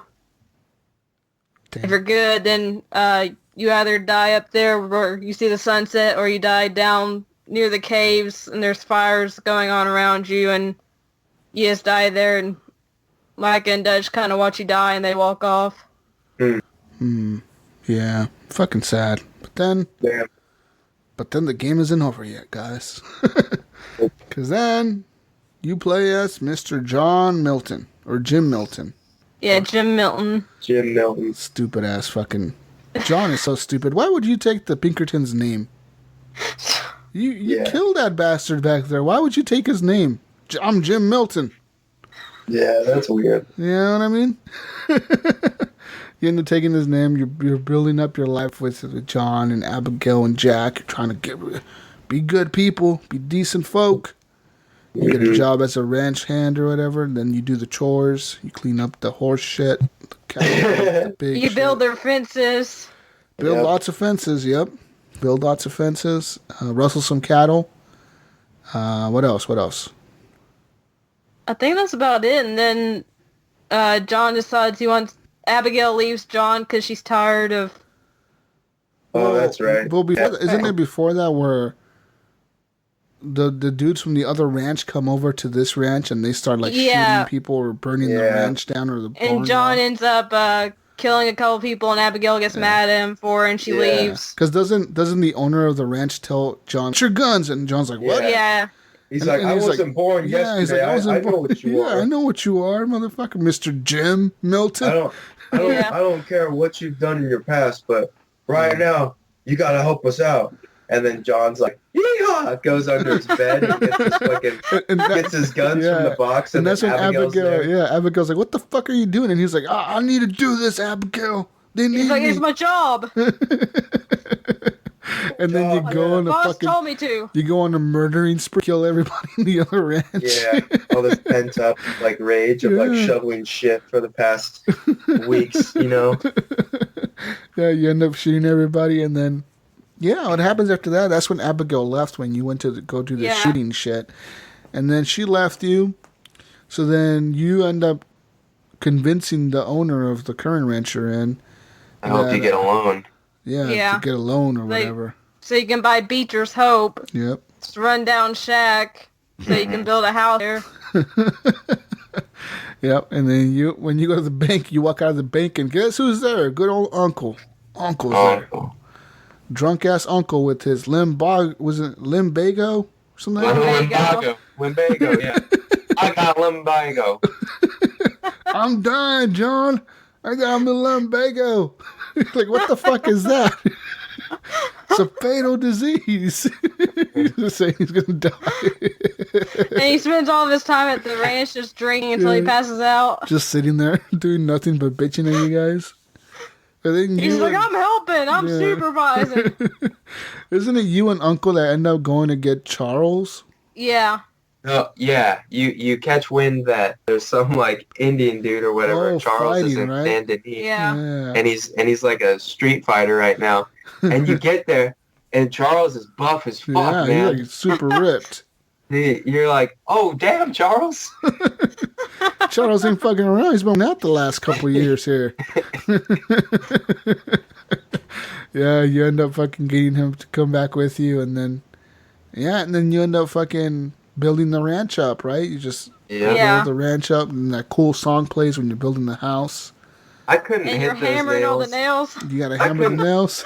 I couldn't hit them on point to save the life of me, dude. It was like Yeah. At the end, it was like, you hit 4 out of 81 on note. And I was like, damn, I did bad. Damn, that's horrible. Yeah, you end up building a little house with the song playing. That was a really fun song. And then, and then doesn't Uncle end up getting kidnapped by the Skinner brothers? Yeah, he does. Yeah, and then you rescue Uncle from those guys, and Uncle, like dude, almost dead. When you get there, man, and you see him like being cooked on that fucking fire, that's so gnarly, like his back's dude. all red. Ugh. Yeah. Man, that's bad. That's nasty, dude. Oh my god, some nasty shit that you see there. Then a little after that, Abigail and Jack come back. Yep, they come back. Once you have a house. Once you have a house, yeah. And then the dude sends this furniture over, right? Yeah. Dude sends you furniture. And then you start doing missions with Sadie. She's a bounty hunter now, just being a badass. You meet up with her. She finds out you have a ranch. And she kind of finds you, I think, and then you end up doing missions with her. And you do a few bounty missions with her where you're going out there and just looking for people, and then you run into a fucking bear again. Yeah. Fucking bear attacks the shit out of you and Sadie. After he actually says like, "Are you all right?" And Joel's like, "Yeah." I'm like, "Really? You're all right?" After the bear bit you and scratched you and everything. The bear just fucked you up. He would have killed you. But then, yeah, it's just wild. That whole thing is fucking crazy. But yeah, then after that, you find Wind where Dutch is hiding. But before that, though, you propose to Abigail. Oh yeah, I forgot about that. You take the picture and then you propose to her, and then all that happens. You do all that fun stuff, like you go to the theater and get your picture taken. Get your haircut. Get your haircut, yeah. Yeah, all that fun shit. And you're out. You go out on the boat, and then John can't swim. Yeah, you're out on. You just take some boat. They're like, oh well, I don't think they'll miss it for too long. Yeah. Yeah, that was pretty cool. And then fucking, yeah, after all that, you find out where Dutch is. You and Sadie, you kind of get him tips. You end up going up there to ride. You ride out to go find him. He's up in this fucking mountain in the middle of nowhere. Mm-hmm. And then they have a Charles gang. gets shot. They have a gang up there.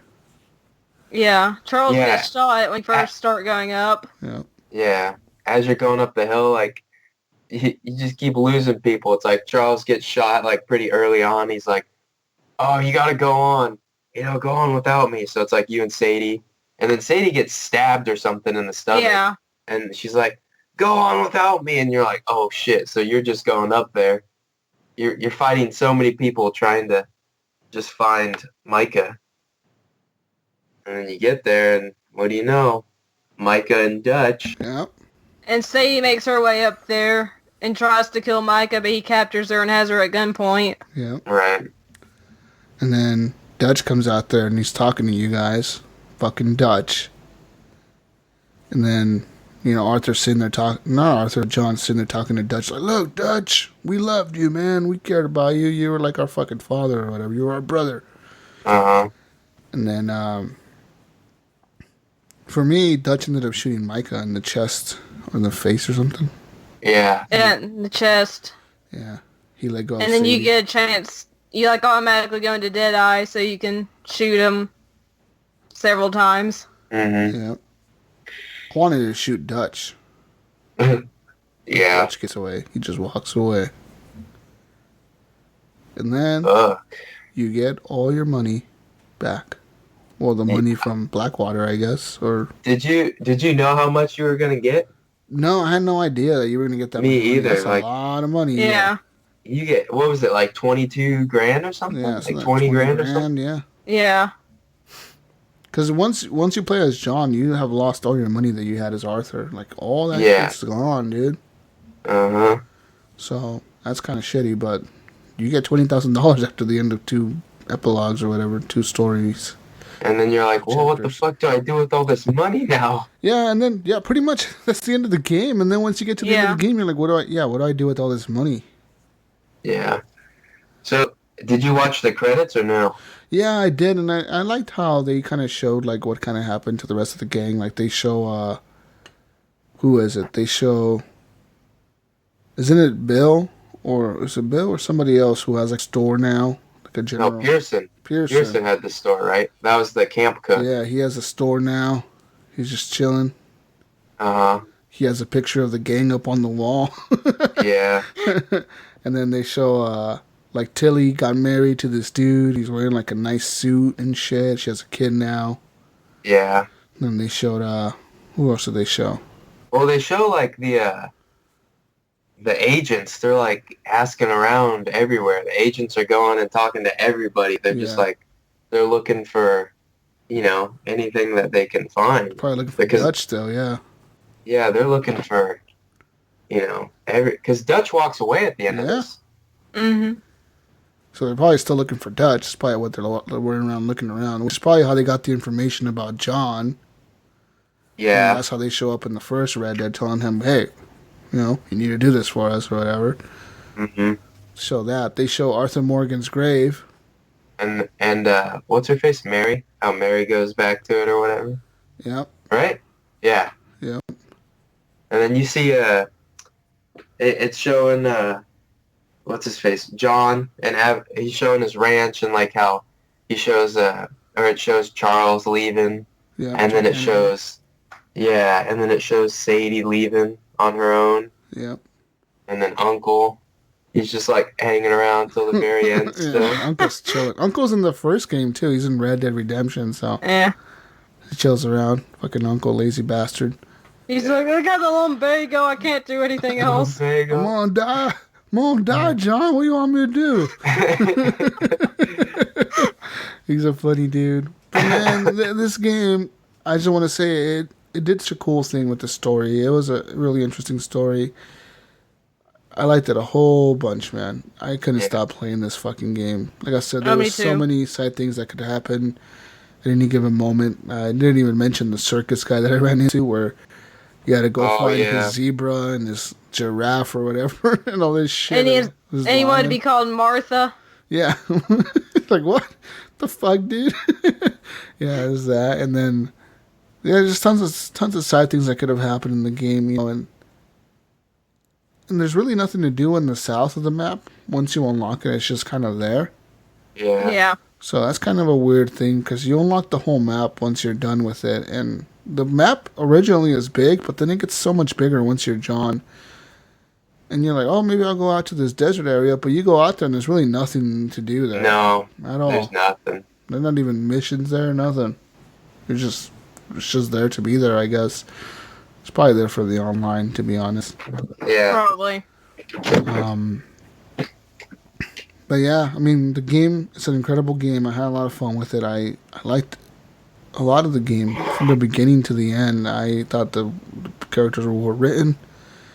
It showed a lot of progression with the character of Arthur, how he kind of realized, like, man, we're not good, because he would always say, like, I'm not a good person. You know what I mean? Mm-hmm. Every time someone like said, like, thank you, sir, you're such a nice person, you're a good man. Well, I'm not a good person. Yeah, I'm not a good man. I kill people. You know, just like he would always remind people that he's not a good person. You know what I mean? Like, I'm not a good man. Don't say that. But I mean, they did with that story. It was super well done. I had a lot of fun with that, and it's definitely one of the best games I've ever played, and it definitely lived up to the hype compared to Red Dead Redemption, because I loved the first one, dude. I fucking love the story. I love the game, the story. The online was okay. I just love the story, though. The story was so well done, and in this one, the story is really well done. I can't wait to see what they do with the next one. And I wonder if they'll go even more back to show, like, maybe in the next game they'll go back before the Blackwater heist to show how the gang got to that job and what happened in Blackwater. You know what I mean? That'd be cool. Because nothing. They never ever tell you, like, exactly what went down in Blackwater. No. They mention that, like, who do they mention died? They mentioned that some lady named, isn't it Jessica or something like that? Yeah, I think And they mentioned she died, and they mentioned somebody else died or something. Yeah. Her name is like Jesse Kirk or something, or Josie Kirk, or they something mentioned like that. She died, and this other dude died, or these other brothers died or something, and then they mentioned a bunch of people died in Blackwater because of whatever went wrong. But it'd be cool to see maybe the gang before all that, and those characters, and like Sean, and seeing all of them back, and seeing the story of like Arthur and John before Micah showed up. Like maybe it'll show how they found Micah and how Micah joined the gang and all that shit. You know what I mean? Damn. It'd be cool. Could they really go more forward? I mean, they could do Jack, but he's a piece of shit. But by the time they would do Jack, like the Wild West isn't really the Wild West at that point. Yeah, because it was already dying out. Yeah, even in this game, it was dying out. In the first Red Dead Redemption, it was dying out. Mm-hmm. And this one is dying out too. You know what I mean? So yeah. That's a good point. What could they do there? I don't know. Maybe they'll just start a whole new story with some new characters. Maybe they'll just have Jack reading books. Oh, or writing them. Or writing books. Yeah. Who knows? Man. Anyways, I don't know. What were your thoughts on the game, man? Overall, it was very good. It was real good. I know I was like the first one of my friends to like beat it really, and I know I was like confiding in you, Jesus, because I was like, I need to talk to somebody about this.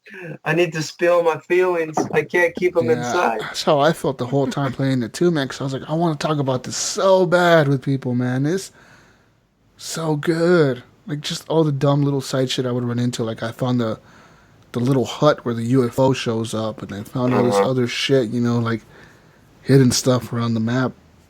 So fucking cool. Yeah, overall, I really enjoyed it, and it was quite a good run. Yeah, one of the best games I've ever played for sure. Definitely. Mm-hmm. What about you, Alyssa? I really liked it. I liked the story. I liked the voice acting, the soundtrack. Everything was perfectly put together.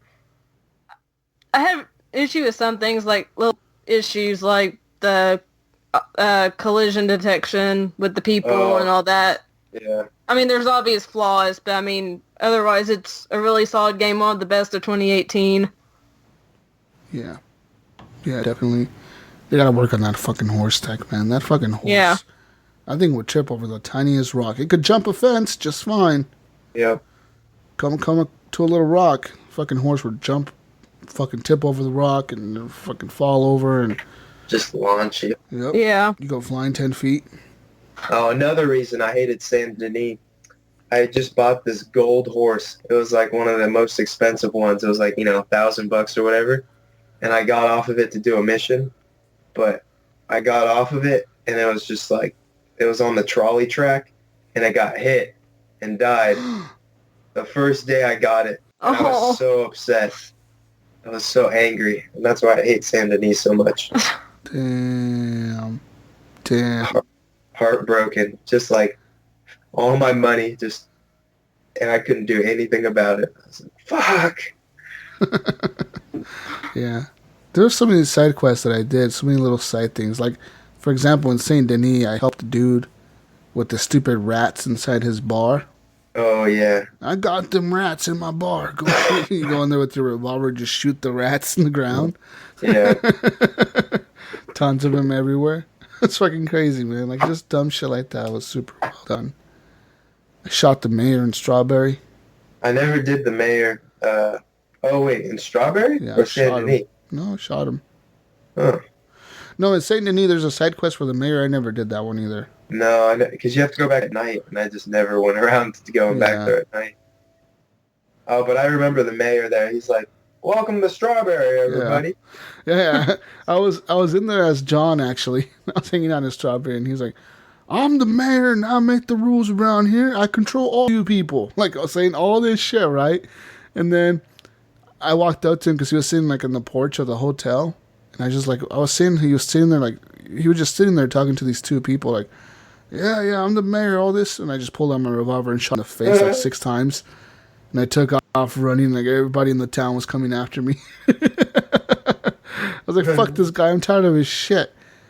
Some other cool things that happen in the game is like if you, for example, like if you rob a store and then you go back there, the guy's like, I remember what you did last time. The whole thing I forgot. I'm watching you. You know, like, or if you shoot like the shopkeeper in the arm and you come back like a couple days later or something, he'll be in there, but he'll have like his arm wrapped up like in a bandage, like in a sling. Oh shit! Yeah, different things like that are like little touches in the game are really cool. Yeah, whole lot of detail in the game. Whole lot of detail. Yeah. Man, so good, so damn good. Play Red Dead Redemption 2, people. Buy it. Just buy it. Tell your friends about it. Everybody. I think you're preaching to the wrong crowd because if they listen to this podcast without playing it. Yeah, they've definitely bought it. Yeah, and if you listen to this without playing the game, well, sorry, we just really... No, not sorry. Not sorry at all. Well, okay. Well, they knew ahead of time we were going to spoil it, so... Fair warning. We've held back for what? Almost 2 months? We did, yeah. I mean, I wanted to record this like really after I finished the story, dude, which is like a month and a half ago now. So, yeah, I really wanted to do this a long time ago, but I just been waiting and waiting and waiting. So today was a good day to record it. Yeah, hashtag not sorry, I guess. Hashtag not sorry. But yeah. Anyways, ladies and gentlemen, you can listen to the Horrible Gamers podcast on this feed. Of course, you know what to do. And our Game of the Year show will be recorded here shortly. So we're going to do that. And you're going to listen to this probably after that. So there's that. And yeah. Anyways, we're done. We're out of here. Peace out, people.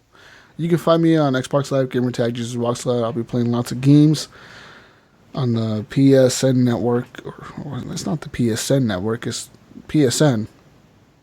You can find me as GSUS Walks a Lot. That's the letter G, SUS, Walks a Lot.